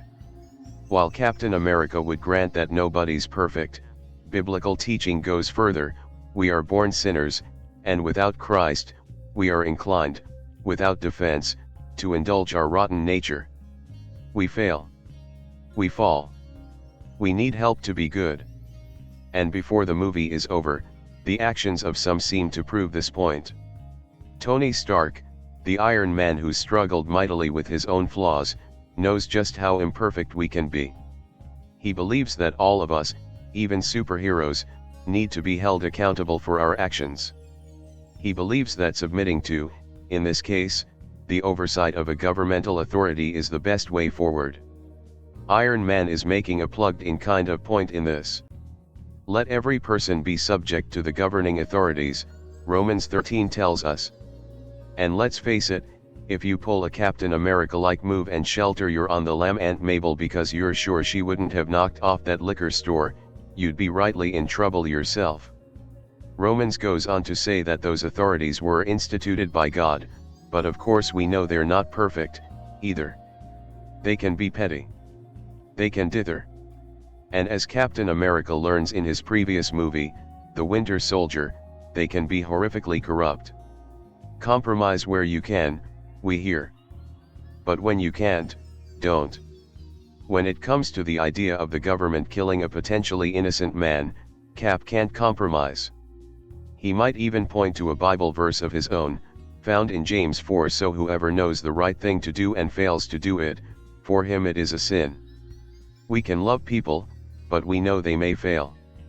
We should submit to authority, even as we know it can be deeply flawed.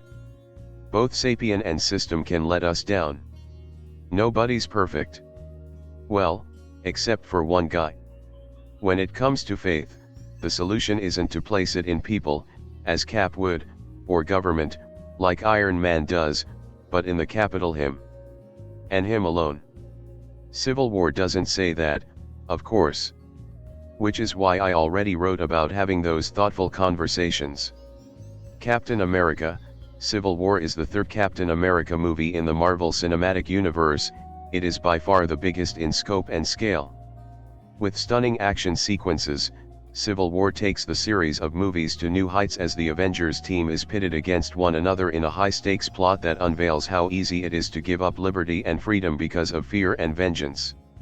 Civil War finds Steve Rogers aka Captain America leading the team of Avengers on continued missions against terrorists. With Sam Wilson, the Falcon, and Natasha Romanoff, the Black Widow, by his side, Steve is training the newest member, Wanda Maximoff, from Avengers: Age of Ultron, to control her powers. When civilians are killed while on a mission in Nigeria due to Wanda's inexperience, Steve's team faces scrutiny from the government for their unsanctioned, unaccountable actions. The Secretary of State, in an attempt to keep the Avengers going, submits a proposal that's been approved by over 100 countries that would put the Avengers under the authority of the United Nations. Feeling extremely guilty from the accidental deaths caused by their heroics, Tony Stark aka Iron Man no longer wants to work unchecked. So, Tony, along with War Machine and Vision, agree the Avengers must be held accountable. Steve Rogers disagrees, however. He notes that government agencies have agendas, and agendas tend to change. He wants freedom to choose to do the right thing. When the United Nations meets to pass the resolution in Vienna, a bombing kills the president of Wakanda, who was the resolution's main sponsor. The bombing looks as if it was done by Steve's childhood friend Bucky Barnes, the Winter Soldier. Steve knows that Bucky, who was a brainwashed soldier, once controlled by Hydra, would never do this now that he's free from Hydra's control. So, Steve sets out to protect his friend from the government. One of Bucky's pursuers includes the president of Wakanda's son, Prince T'Challa, who also dons a costume as the deadly Black Panther and is set to avenge his father's death by killing Bucky. The stakes escalate and the conflict grows deeper and more serious. This leads to an all-out battle between Captain America and Iron Man along with the superheroes that side with them. Captain America: Civil War is very intense and incredibly entertaining. The action sequences start off a little rough, overusing the shaky cam technique made famous in the Bourne series. However, the movie quickly becomes more watchable. Where Civil War shines is the cohesive plot. Steve's fight over the United Nations resolution and over Bucky are connected thematically. Steve's fear that of giving the government control over the Avengers effectively mirrors with Bucky's storyline as a former Solider, who was used by the Hydra cabal infiltrating government, stripped of his free will and controlled to do morally reprehensible things. With solid character motivations behind Steve, Tony, and a mysterious villain, Civil War's structure and pacing are remarkable. That said, even though the story is expertly crafted, many viewers will have a difficult time watching two heroes they admire fight each other so brutally. Civil War is by far the most solemn and culturally introspective movie Marvel has made. Amazingly, though, considering how serious the plot is, the filmmakers brilliantly insert hilarious moments that will have viewers roaring with laughter. The inclusion of Ant-Man and Marvel's new Spider-Man, played by Tom Holland, adds levity to the whole affair. Without that comic relief, the movie probably would drag. Captain America is by far Marvel's most morally centered character. With the ethical conundrum the filmmakers have crafted in Civil War, the convictions Steve Rogers holds are put to the ultimate test. The disagreement between Tony and Steve comes down to the tension between law and liberty. As Christians, both are gifts from God and both are incredibly important. What viewers see in Civil War and in reality is that our human nature tends to ruin both law and liberty. Government oversteps its God-ordained limits and regulates things it shouldn't, and civilians take advantage of their liberty and trade moral personal responsibility for lawless hedonism. Both Steve Rogers and Tony Stark want liberty and law. They just disagree on which one is more important. When the plot becomes personal for these characters, disagreement turns to anger, which turns to resentment, and even revenge. Ultimately, most viewers probably will side with Captain America, the more conservative side of liberty and the interplay within self-government and responsibility, but the ethical questions at play nonetheless make Civil War more ambiguous than desired. Regardless, the themes are shockingly relevant to today in the middle of an election cycle in the United States that has the country dangerously divided. Thankfully, the ending makes a very strong statement against being consumed by vengeance. It also promotes freedom, taking responsibility, and fighting against injustice. Sadly, Captain America: Civil War continues the excessive foul language infecting more recent Marvel movies, and the violence and intensity will be too much for children, so a strong caution is advised. Otherwise, many mature teenagers and adults will find Civil War to be riveting entertainment. While an understandable superhero movie fatigue has set in for many, longtime invested fans look forward to each new installment to the Marvel and DC cinematic universes. For me personally, the Captain America films have been particularly exciting. Part of it is due to my love for the Cap character dating back to my childhood. But it is also because the previous two films have been among Marvel's best, especially 2014's The Winter Soldier. The third Cap movie holds an unusual position in Marvel's grand picture. It doesn't actually feel like a Captain America film. It feels much bigger and broader, an Avengers-like installment if you will.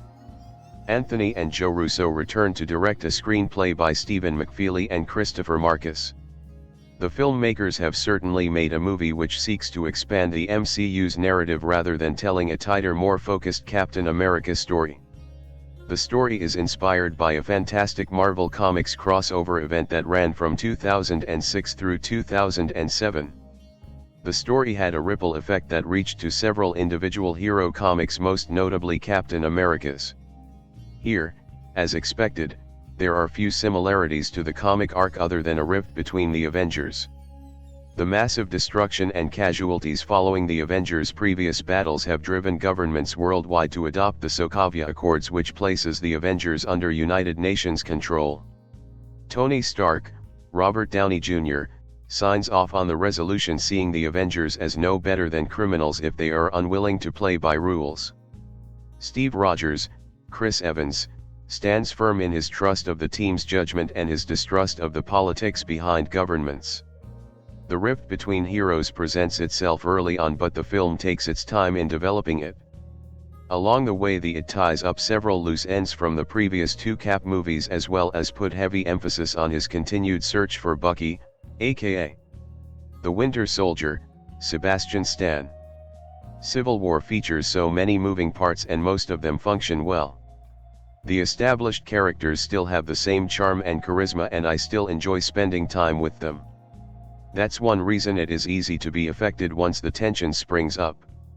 Marvel Studios has done a great job introducing their characters and developing the relationships between them.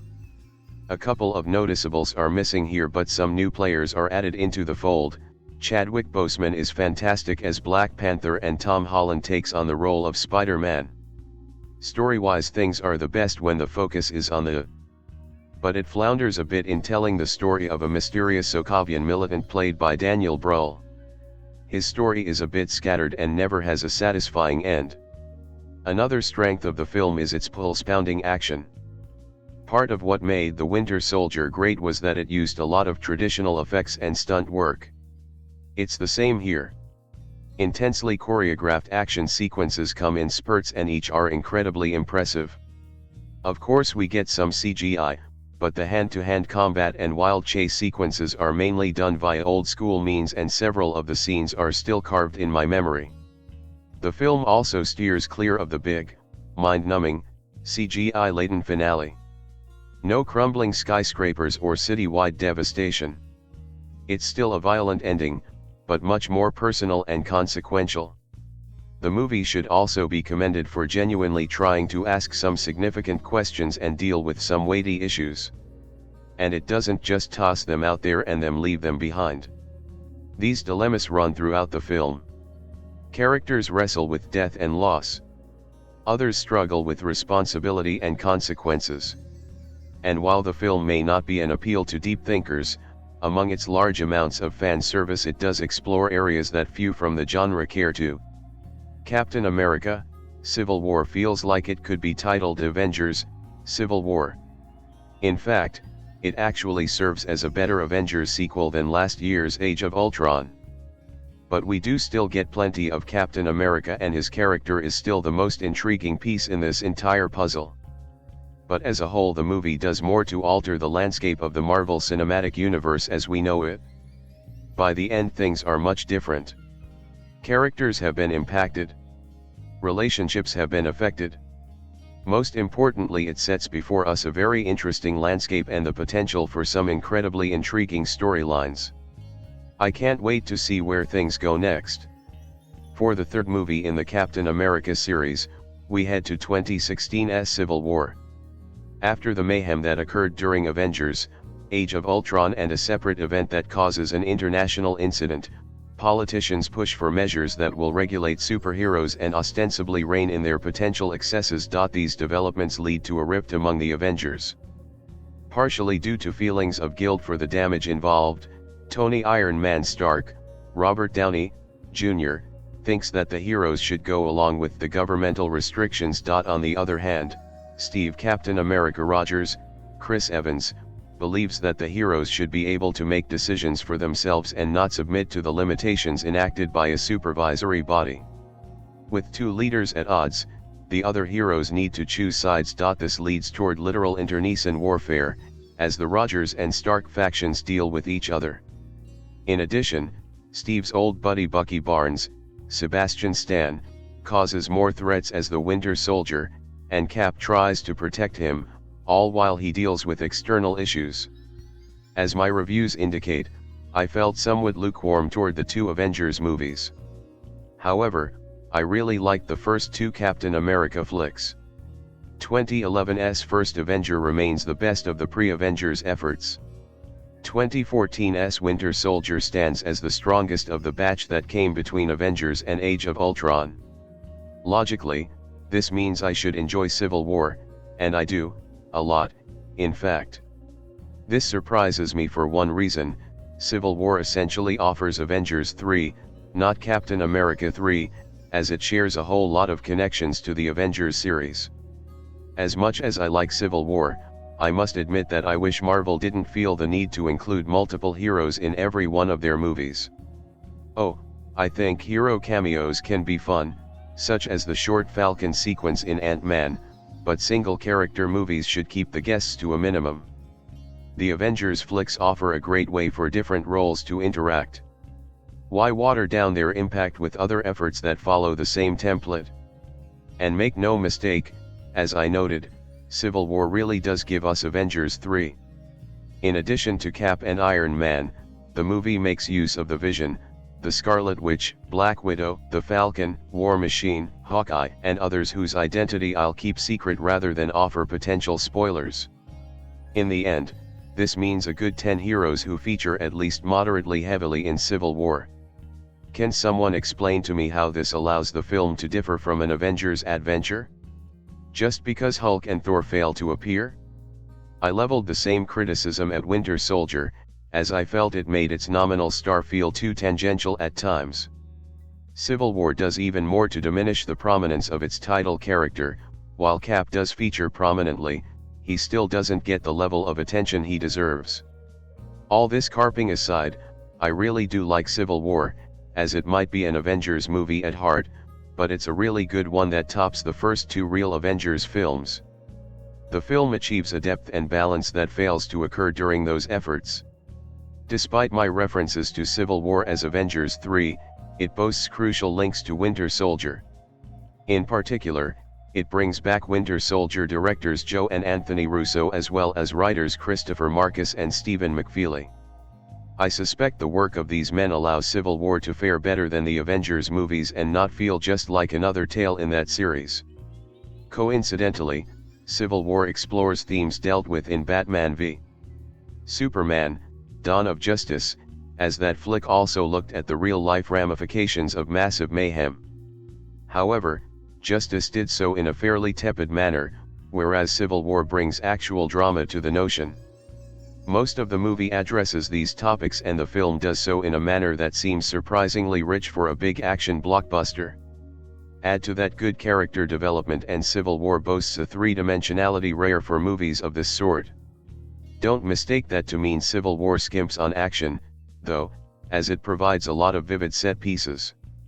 In particular, a big hero-on-hero fight gives us a terrific sequence. The climactic battle soars as well. Though less broad, this sequence amps up the personal stakes and delivers a dramatic conclusion to the film.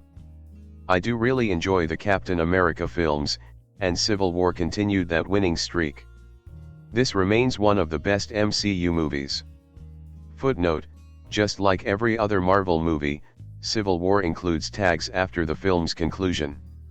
Here we find both mid and end credit bits, so stick around to the very finish. Captain America: Civil War appears in an aspect ratio of approximately 2.40:1 on this 4K UHD disc.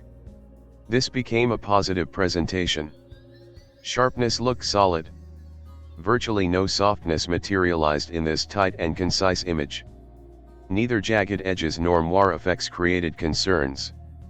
I witnessed no signs of edge halos or print flaws. Like most modern action flicks, Civil War opted for a teal and orange orientation. These tendencies didn't overwhelm, but they dominated, and the movie displayed them in an appropriate manner. HDR added impact to the hues. Blacks came across as deep and firm, while low-light shots presented clear imagery. Both whites and contrast got a boost from HDR. The movie brought us a solid transfer. Down converted to Dolby True HD 7.1, the movie's Dolby Atmos soundtrack delivered the expected dynamic material.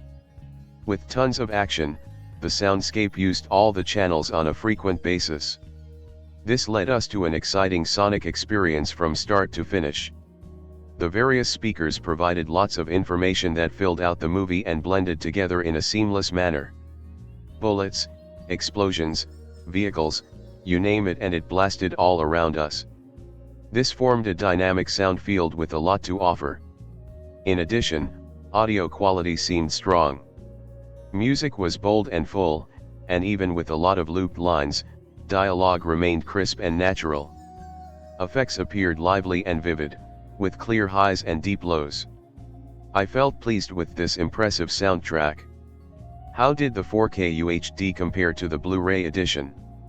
The Atmos mix here added some involvement and zing. Though taken from a 2K source, the 4K UHD offered superior delineation, colors, and blacks. It delivered a nice visual upgrade over the already solid Blu-ray. To complicate matters, Civil War also appears as a 3D Blu-ray. Which worked better? I'd vote for the 4K, as the 3D didn't come with much more than a decent sense of depth.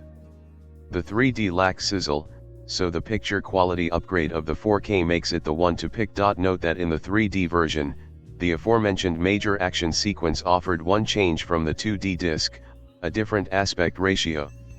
Shot on digital IMAX cameras, the hero-on-hero fight opened up to 1.90:1 on IMAX screens, and it did the same only for that 3D presentation. It disappoints me that the 4K continued to ignore the IMAX ratio for that scene.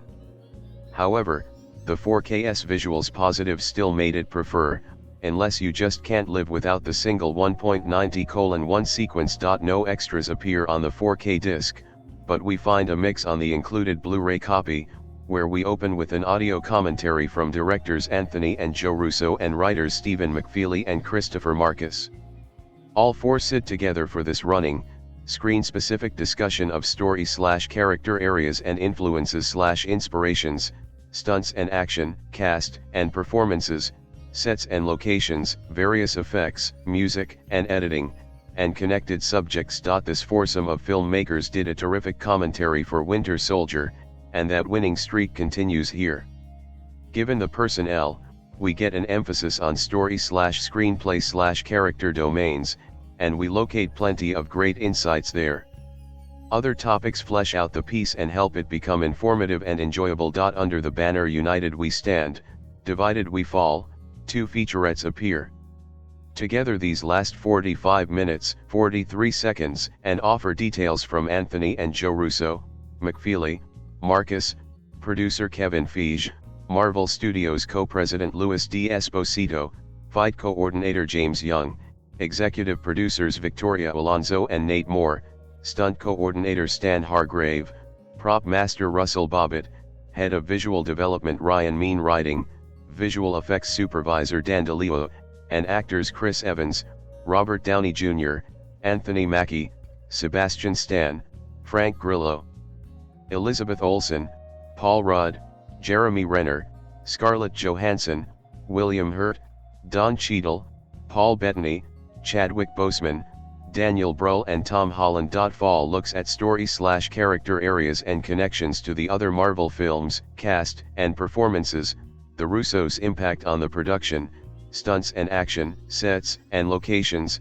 costume/effects, and related topics. Though somewhat breathless in tone, Fall still manages to cover a good array of subjects. We find a solid mix of insights in this useful pair of programs. The segments offer general thoughts about the characters in question. Both feel fairly superficial. More of a promo than a featurette. Open Your Mind goes for 4 minutes, 2 seconds, and offers an exclusive sneak peek at November 2016's Doctor Strange movie. The program gives us remarks from Feige, director Scott Derrickson, executive producer Stephen Broussard, and actors Benedict Cumberbatch, Chiwetel Ejiofor, Benedict Wong, Mads Mikkelsen, and Tilda Swinton. Don't expect anything more than a long advertisement. As the longest sequence, one might expect major changes for Funeral, but it doesn't do a whole lot to alter the existing scene, as it throws out short expository beats but nothing major. Of the other three, Truth adds a little to a new character and becomes the most worthwhile of the bunch. The other two lack much to them. Finally, we get a 2-minute, 53-second gag reel. It delivers the usual roster of mistakes and laughs. It's nothing much, but it's short enough that it doesn't wear out its welcome. The Blu-ray opens with ads for Doctor Strange and Marvel, Contest of Champions. No trailer for Civil War appears here. With the third film in the series, Captain America, Civil War offers another winner. Rich, exciting and dramatic, the movie continues the franchise well. The 4K UHD delivers very good picture and audio along with supplements highlighted by a strong commentary. Civil War becomes a top-notch superhero adventure. They sure pack a lot in on this one. In many ways, this is the kind of film only Marvel could have made at this point. Over a dozen comic book characters with no easy way in. It pushes an existing storyline, and leads to more films. That this ambitious film works at all is a miracle. That it is really good is just kind of insane. The Russo brothers have really made this work. There were a lot of abandoned ideas, and it looks like they took away a lot of what is not essential. They just about give all the characters a moment to shine. And they didn't forget this is a Captain America film. Chris Evans and Sebastian Stan deserve a lot of kudos. They hold down the emotional heart of the film. This is their film. For a franchise that is about punching people, the Russo delivered two of the best fight sequences in the MCU. The chase/fight in Berlin, and then the airport fight, are never boring. The action is interesting and inventive. It rises and falls, and leads to a climax. And then the final fight between characters we love, upending expectations of yet another set of explosions. Black Panther and Spider-Man, hey, generous introductions. We really get to know these legends, and again the Russos played with audience expectations. And the central question of the film, that argument between Tony and Steve, get real time to fight it out too. How the hell did they get all this in? I guess this is a long film. There are nits to pick. We don't get any real character development with the existing Avengers. What do these people do with their spare time? What Vision does, and what Scarlet Witch does, is still confusing.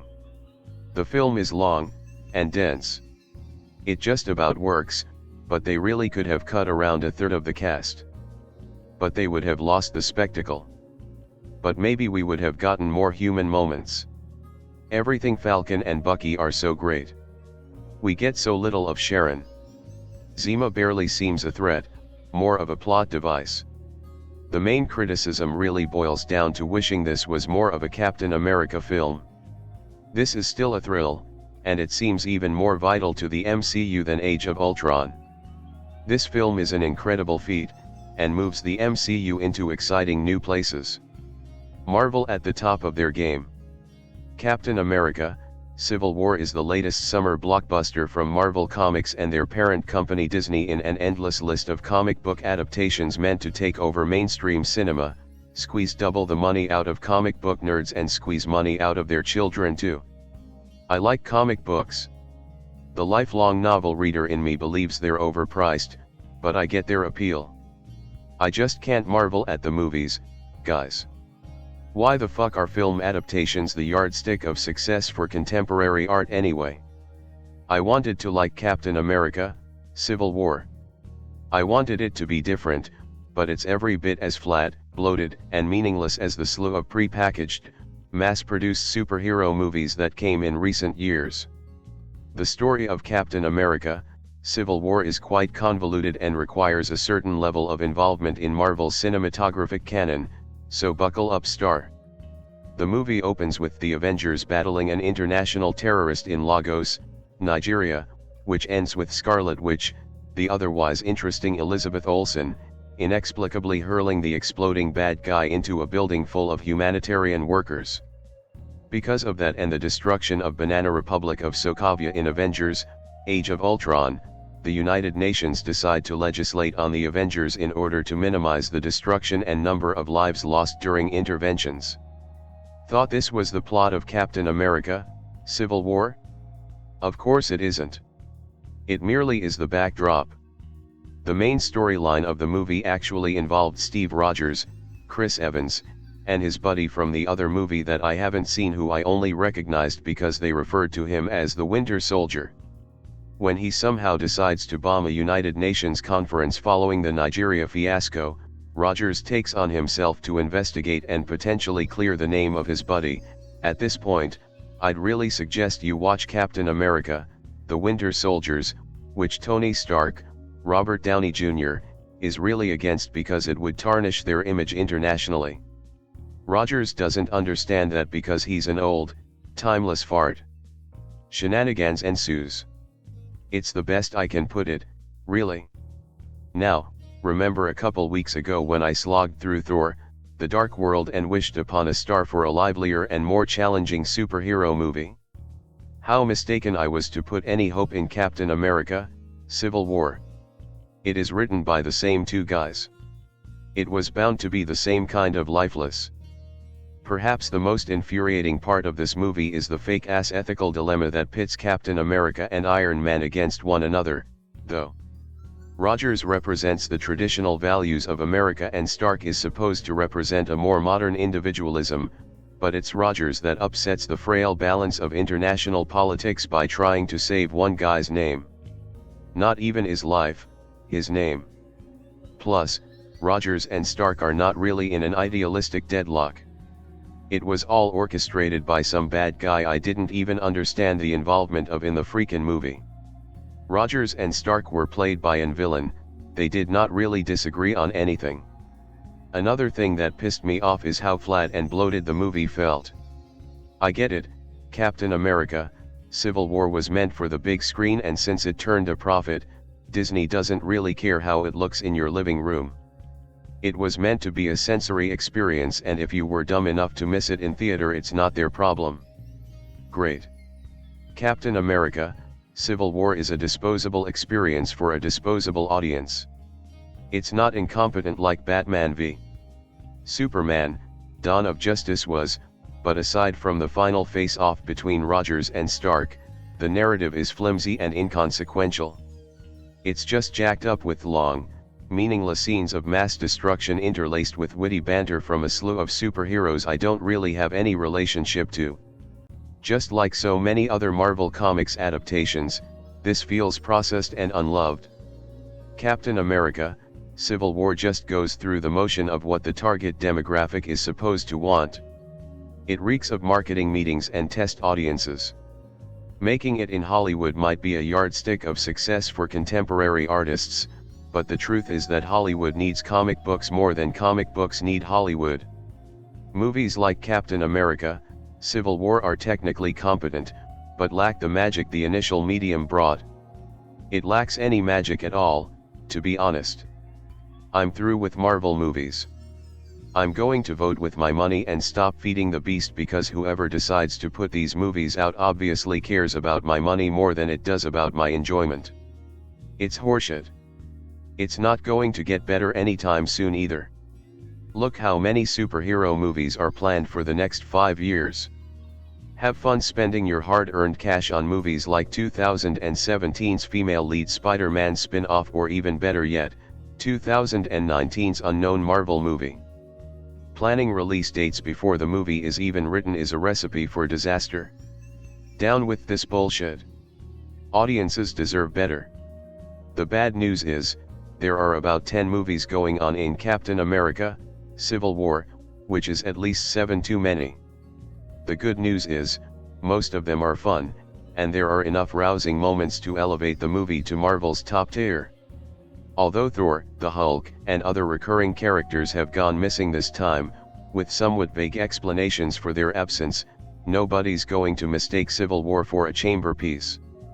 Trailers sold this installment as a tale of intra-Avengers warfare, set off by the government's demand that Captain America, Chris Evans, allow the arrest of his old friend the Winter Soldier, aka Bucky Barnes, Sebastian Stan, an assassin whose moral compass has been scrambled by brainwashing, so that he can be punished for his presumed role in a terrorist attack. And it is that. But only some of the time. There are more than a dozen major characters and another dozen minor ones, including Black Panther, Chadwick Boseman, and Spider-Man, Tom Holland, all running, flying, stomping and blasting through a long, lumpy story inspired by the 2006 Civil War graphic novel arc. Thematically, it's potluck. Like Avengers, The Age of Ultron, Captain America, The Winter Soldier and Iron Man 3, Civil War is simultaneously about the ramifications of U.S. intervention in a post-9/11 world, the responsibility of private military contractors, which is basically what the Avengers are here, to defer to their government and the United Nations, the question of whether civilian casualties negate the righteousness of a noble mission, the allure and price of vengeance, and individuals' ongoing, never finished struggles to understand how their pasts drive their present tense actions. Several characters confess that they act from compulsion and then find ways to rationalize it. There's a fair bit of the Dark Knight logic, or logic, to the storytelling. Characters do things to other characters because they know it'll set off a chain reaction that'll eventually lead to a very specific moment at the end. Luckily for them, each step goes according to plan, because if it didn't there would be no movie. And, as in the inferior yet thematically similar Batman v Superman, Dawn of Justice, the hero versus hero slugfest only seems to spring from real and deep philosophical differences. It turns out that the real problem is that these characters don't talk to each other when they should. All that said, this is a satisfying film that takes its characters but not itself seriously, and mixes sequences of wonder, visual wit, and pathos in with the world building and dramatic housekeeping. Reuniting the Cap creative team of directors Joe and Anthony Russo and screenwriters Christopher Marcus and Stephen McFeely, Civil War gets better as it goes along, both as an action movie and a sprawling ensemble. I've seen reviews complaining that no character gets enough screen time, but to me the distribution felt just about right. We know a lot about the established characters by now. There's not much this film needs to say about Peter Parker except that he's a lovable wise-ass spider teen who lives with his Aunt May, 51-year-old Marissa Tomei, looking more like Aunt February, and has only been slinging web for 6 months. Nor does this story require much more of Ant-Man, Paul Rudd, but that he acts starstruck by Tony and Cap and the gang and try too hard. Black Panther, aka T'Challa, subject of an upcoming Ryan Coogler solo movie, is defined by his righteous anger over an injustice perpetrated against his family and his nation, and that's exactly where the character needs to be for this film. The action is solid, sometimes inspired. The best set piece in Winter Soldier, Cap taking out a bunch of would-be assassins in an elevator, had a frenzied smallness that was much more exciting than watching helicarriers crash and monuments crumble. It seems to have inspired the better action scenes here, not just a stairwell punch fest that finds Bucky swinging from a torn-up stretch of railing like Tarzan on a vine, but in a bigger, louder, wilder clash between Avengers, including emergency ringers Spider-Man, Ant-Man and Black Panther, on an airport runway. Although the cliched handheld, whipsaw crazy action still lacks beauty and personality, a problem throughout Marvel's filmography, which has an assembly line quality, it's clean and exact, it makes clever use of the various heroes' powers, it's more comedic than vicious. Buster Keaton and Steven Spielberg are clear influences, and it leaves no doubt about the characters' angles and methods of attack, where they are in relation to one another, and what's at stake.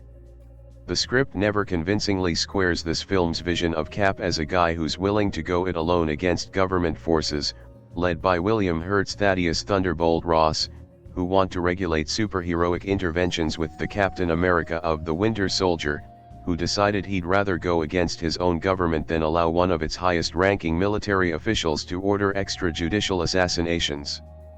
We may not be perfect, but the safest hands are still our own, Cap tells Tony, a sentiment that could easily have been placed in the mouth of Robert Redford's Winter Soldier character Alexander Pierce.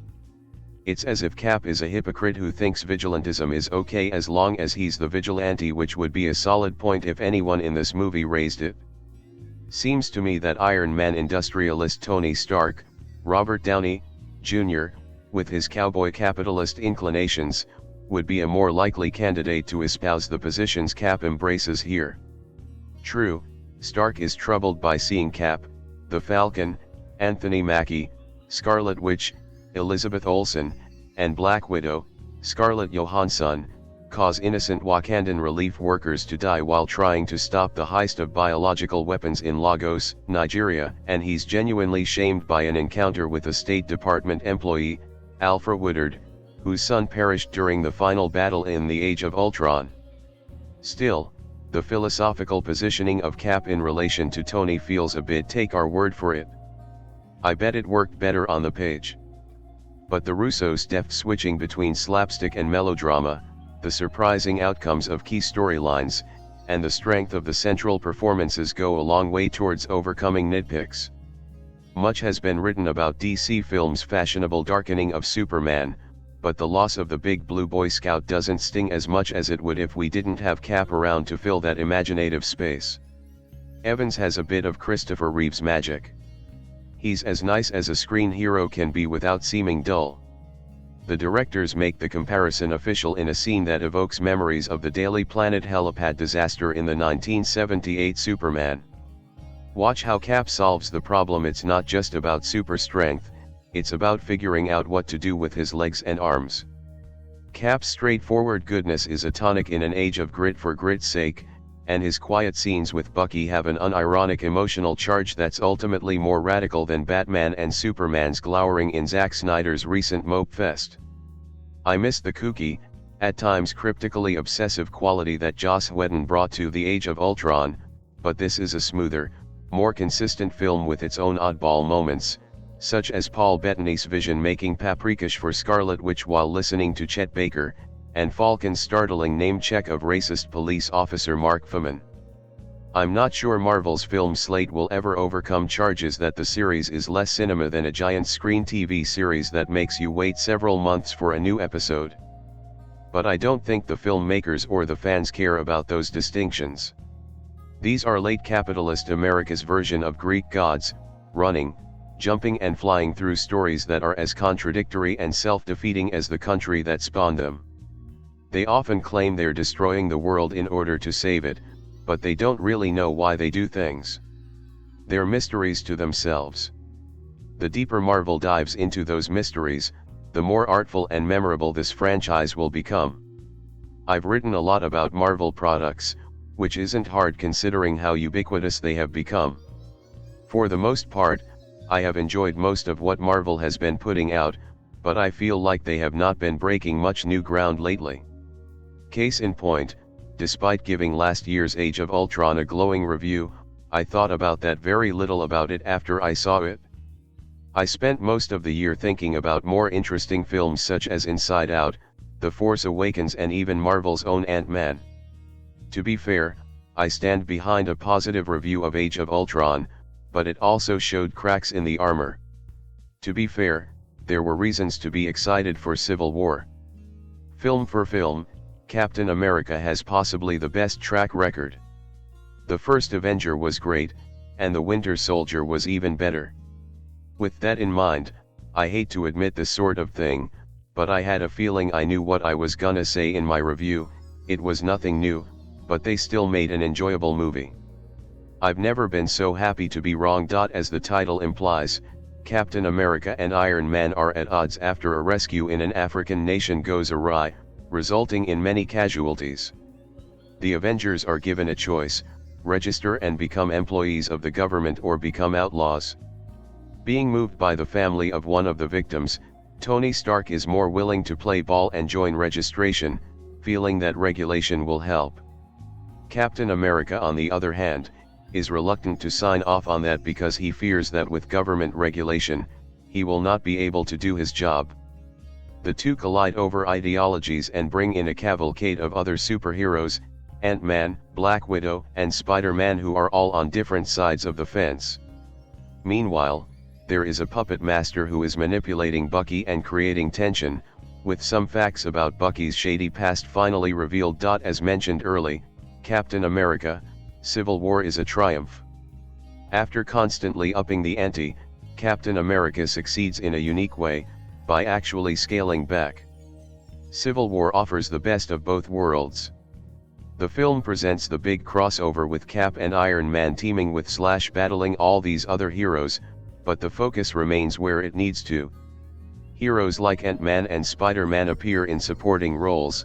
Admittedly, Spider-Man being a supporting player in another character's film is kind of surreal. With Cap and Tony being leads with dozens of supporting characters instead of a huge team of co-leads, the film feels less clustered as characters are not constantly jockeying for position. Civil War defies the conventions in a few other ways. Humor is still present in this film, but the humor in this film feels less unctuous. As funny as I found the other Avengers movies, I usually felt like I was being nudged in the ribs. The villain is again kind of forgettable, but he works. The real show is Captain America vs.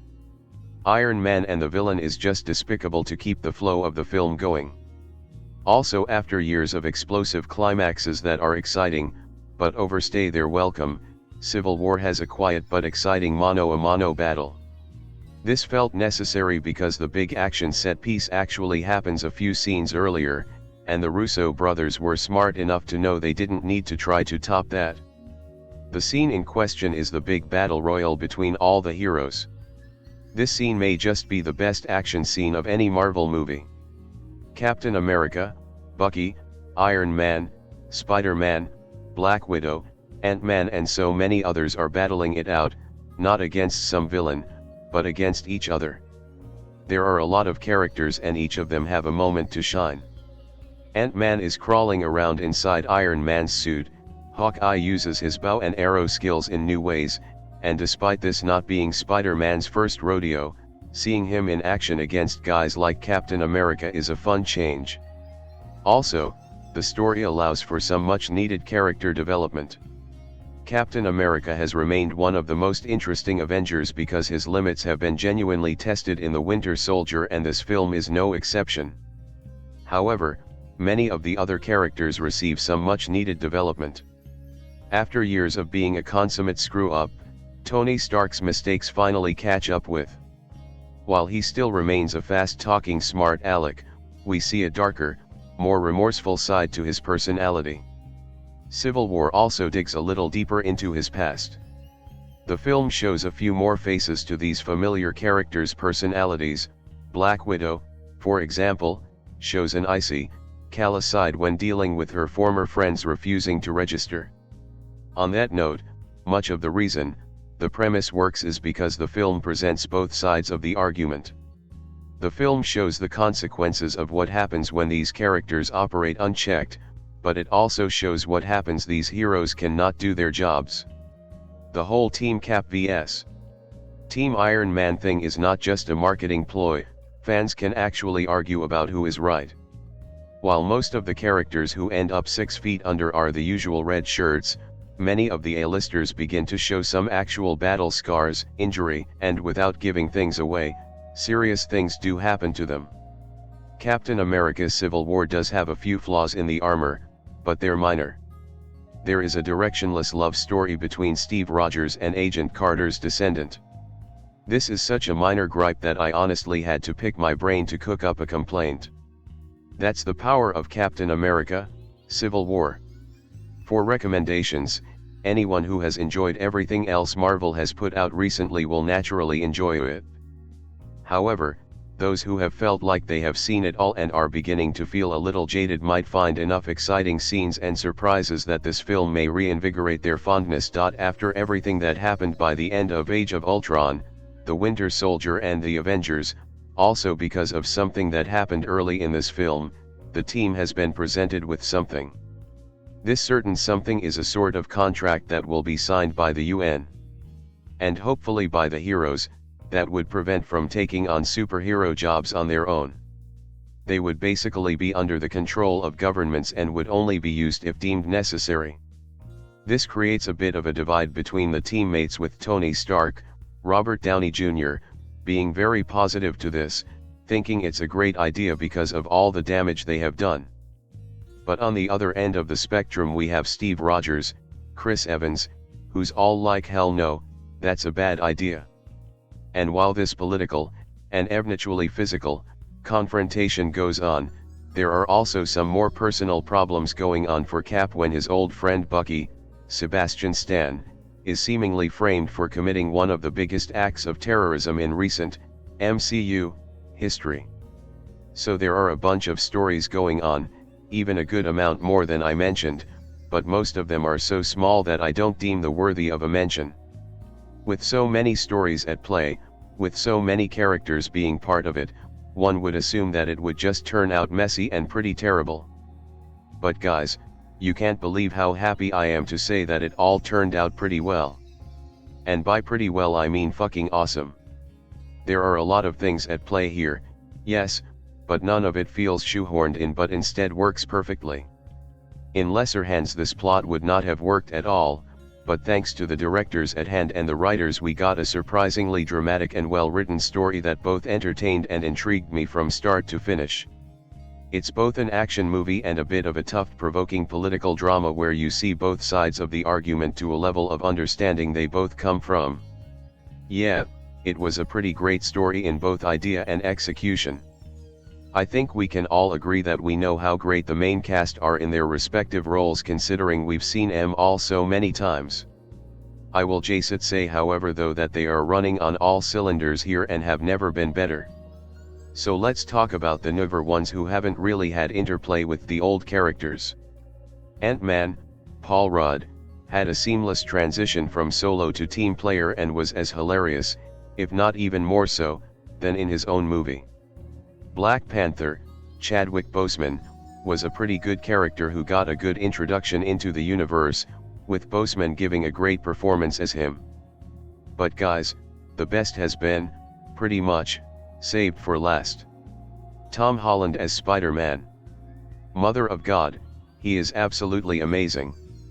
I am honestly not lying when saying that I think he might be the best Spider-Man / Peter Parker ever put to screen. He is funny, he is geeky, he is clever. He's Spider-Man. I also wanna say that even though the main villain, not revealing who it is in case ya don't know, isn't that great, he still works for the story, at least I thought so by the end of it all. Yeah, we got a pretty great ensemble here. Oh yeah, we also got William Hurt back, making the Incredible Hulk canon again. Like in the previous Cap film, the music was composed by Henry Jackman, no relation to Wolverine, I swear. And it was really good. The big, orchestral pieces for the big action scenes were there, and were great. The smaller, more dramatic tunes were there, and were great. And then there were other tracks I can't pinpoint what they could be called, but was still great. Like with The Winter Soldier, this movie was directed by Joe and Anthony Russo. And once again they did a fantastic job directing it. Shots look great and they seem to have perfect control over the entire situation. The action is just like in Winter Soldier, really great, with there being a lot of gritty and honestly, brutal, CQC fights. Sure, there is a bit of camera shake in there, but I see this more as Paul Greengrass shake rather than Rob Cohen deep sigh shake. And that big airport fight that has been teased in trailers and attire types of advertisements. Yeah, I loved it and think it is one of the absolute best action scenes in any superhero movie ever. It's tense, exciting, badass and even funny. Seriously, there is some pretty hilarious stuff in that fight. And I mean genuinely hilarious, not that was shit, let's laugh at it hilarious. Speaking of which, for such a dramatic movie there is a surprising amount of humor, all of it actually landing very well for me. Plenty of snappy / funny dialogue, gags and overall lines that are all just great. Also, stay in your seats, people, there are two things after the film's finished, one mid-credits and one after-credits scene.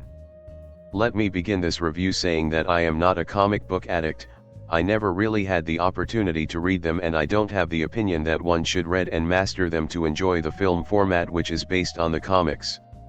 Captain America Civil War, the new installment in the Marvel Universe, is one more top-notch exciting entertainer with interesting layers. Much like Winter Soldier, Civil War also has this great impact on how the whole Avengers plot gets shifted with the introduction of new characters and opinions. With perspectives and conflicts making sense along with depth, this Captain America movie is gripping because of the way it's been conceived. The premise of the movie is after the Ultron episode. The private operations of the Avengers causing casualties result in the demand of having a control over them. Tony Stark, struck by guilt, was willing to comply with the conditions put forward and a couple more in the team joins him. But Captain questioned the limiting factor in this agenda and disagreed to sign the agreement. With Cap's sentiments for Bucky and Tony going against Cap ideologically, the plot is set for fight between two teams and the film focuses on that conflict.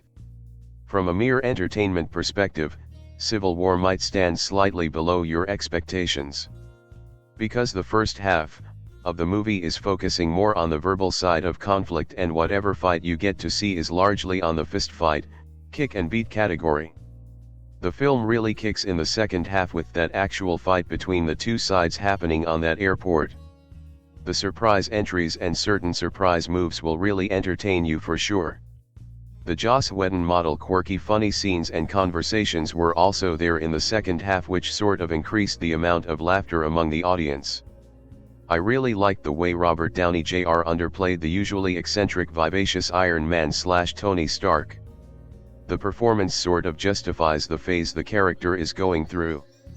Chris Evans in his usual charm performs the role of Cap nicely. Sebastian Stan gets a chance to loosen up from the usual emotionless Winter Soldier mode. Rest of the Avengers were also pretty impressive. Special mention to Chadwick Boseman and Tom Holland on their impressive debut in the franchise.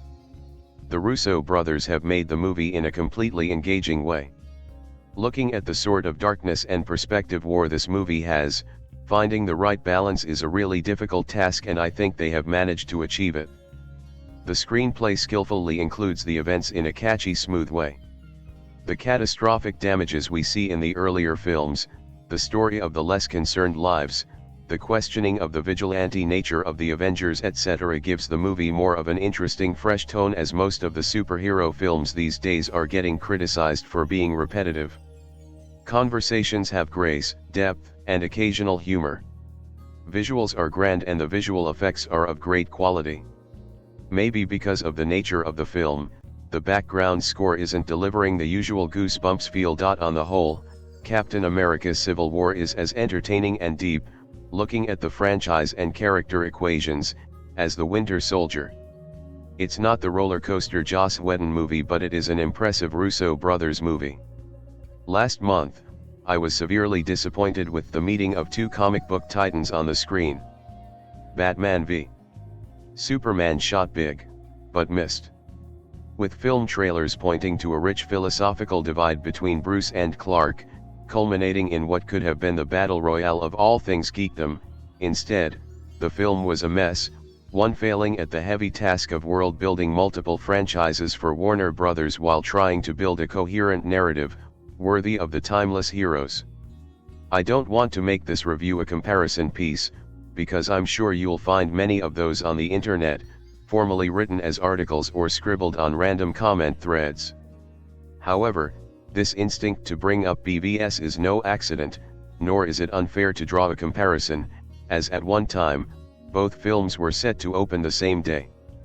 I'm glad they didn't, because the space of time between their releases has given me time to realize all the things that could have gone wrong with Captain America: Civil War, and I'm glad to say that it looks like it escaped such things. Wow! What a fantastic film, overall. The two movies deal with similar themes, a philosophical impasse between two heroes, each being manipulated by circumstances, agendas, and gut feelings. It's potentially powerful material, and with the vast histories of the DC and Marvel universes, even though both films were almost explicitly marketed as adaptations of popular story arcs, DC Comics' The Dark Knight Returns and Marvel's Civil War, each film plotted its own course. I believe it was the wisest course for both. Still, as I alluded to, BVS crumbled under too many plot lines, unconventional takes on long-established characters, and the burden of establishing so many new films stemming from it. Civil War does not. I should say this early on, Civil War is not Avengers 2.5, but it is. At the heart of this film, we find Cap and Bucky, even though, arguably, it made a better Avengers film than Avengers: Age of Ultron. We know his guilt over Bucky's death in Captain America: The First Avenger, almost stopped him from being the hero, and guilt over what Bucky had become in Captain America: The Winter Soldier warred on him as well. Still, in this film, we see one friend who won't give up on another, even when all goes against them. The war between loyalties, yes, is stretched between all the heroes featured in the film, but at the center, we see Cap choose his belief in Bucky, even over Tony Stark. I would be remiss to say that our golden boy doesn't keep his shine throughout the film. I felt a real palpable shift in my own allegiance of who was right in the film, when all is known in the end. My takeaway from it all, in the effort to avoid spoilers, is that relationships are messy, and when there is a competition for loyalties, someone will lose out, even, and especially when, we do our best to not hurt them, and it will have a rippling effect throughout our lives. Just like Avengers: Age of Ultron, we get another jet-setting adventure.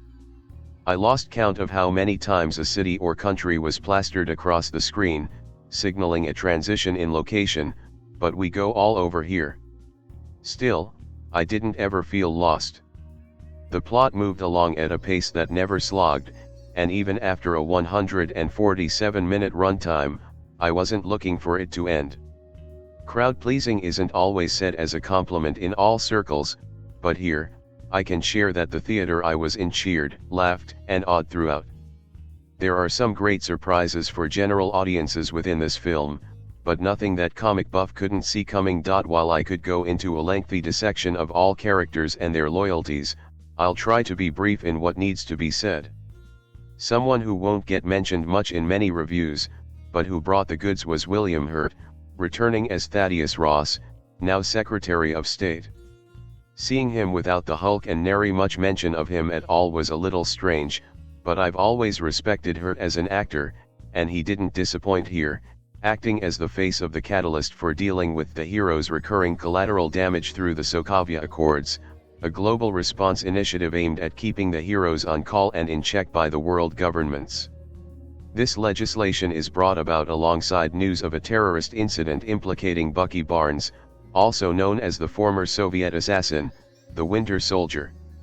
All of this together unsettles Captain America and stirs him to resist, and several fall in line behind him for various reasons.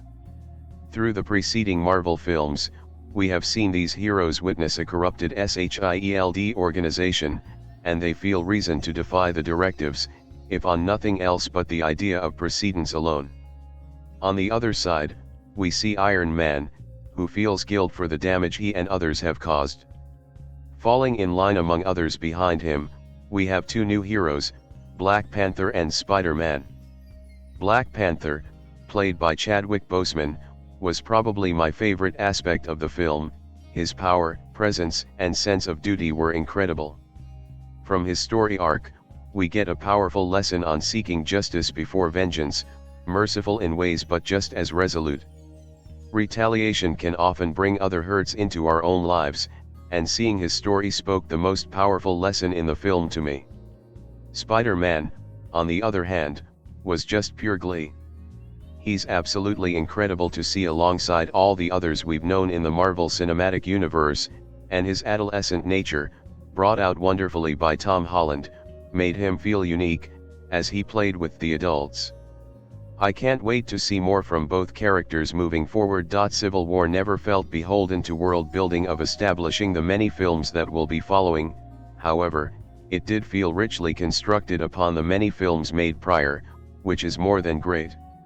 One could argue that much of the movie-going public is spending time engrossed in multi-season storylines via streaming on Netflix and Amazon Prime, so relying upon what came before isn't the problem it could have been in years past with other properties. Don't expect hand-holding as an audience here. You'll go from scenes featuring a multicolored, floating android to a man who can change his size at will. It's now expected you saw all the films that preceded, and if you did, I believe you'll be witnessing something special in the entertainment landscape, serialized blockbusters, where characters can drop in and out of narratives with little thought against it by the audience. I'm excited for all that is possible now in the Marvel Cinematic Universe, and this film just proves the quality hasn't quit yet. Captain America: Civil War is the best Marvel Studios movie yet. There, we said it. First, and most importantly, it does what the best Marvel films do, juggling multiple characters so each is allowed its moment in a story that pushes forward the series' overall continuity, while also forming and concluding its own cogent plot. So here Scarlet Witch, Elizabeth Olsen, wrestles with the consequences of her immense power. Vision, Paul Bettany, starts getting to grips with being human.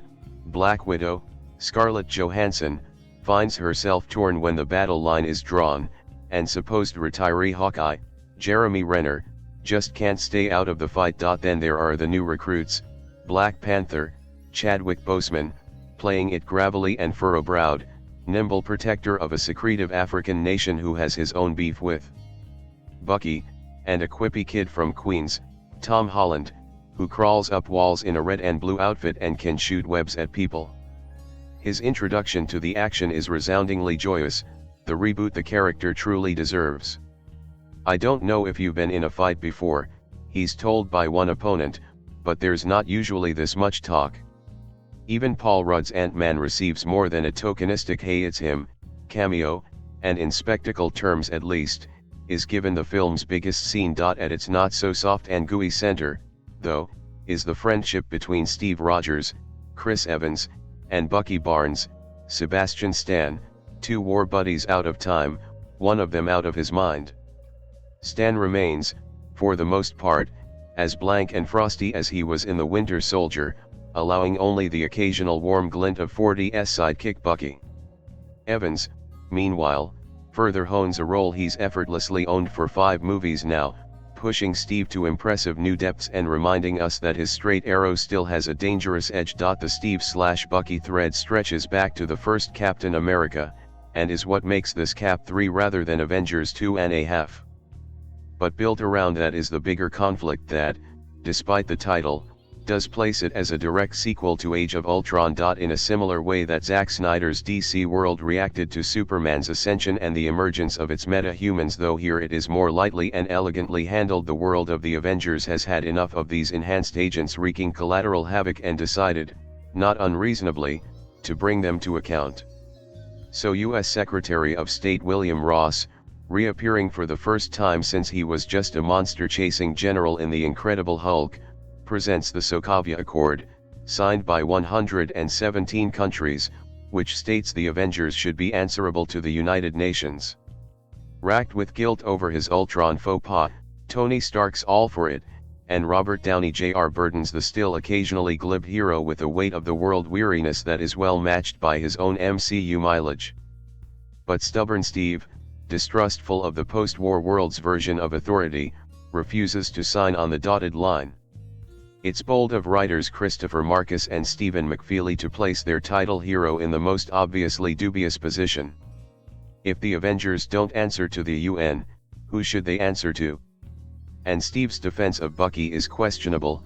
He may be his childhood friend, but now he's a lethal, robot-armed killing machine forever in danger of being reactivated. It's fair enough that he should be brought to heel, right? Then again, there are flaws in Tony's arguments, too, especially the problematic evidence on which he rests them. Who the audience should agree with is hardly a clear-cut matter. It's even bolder that the conflict at the film's heart doesn't pander to genre convention and become sidetracked by a grandstanding supervillain plot. And this is the second way Civil War earns our greatest Marvel yet accolade, by rising above the series' greatest weakness. Too often, the snappy writing and slick action in these films is undermined by flimsy big bads and formulaic final acts. Yet there is no Loki or Ultron, or, for that matter, Lex Luthor, equivalent this time. Not a whiff of Thanos, or any more of those forgettable Marvel sub-baddies with the for a middle name. There is a meddling manipulator, of course there is, but, interestingly, their agenda is as blurred as Steve's and Tony's. Arguably just as sympathetic, too. Directors Joe and Anthony Russo don't just want to rocket your heart into your mouth with their action sequences, which have the tight choreography of a Green Grassborn, and the brutal flair of a Gareth Evans Rumble, they want to keep your brain firmly engaged, too. This film, directed by Anthony Russo, screenplay by Christopher Marcus, based on Captain America, produced by Kevin Feige, starring Chris Evans, cinematography Trent Opeluk, edited by Jeffrey Ford, music by Henry Jackman, production company Marvel Studios, distributed by Walt Disney Studios, release dates April 12, 2016, running time 147 minutes, country United States, language English, budget $250 million, box office $1.155 billion.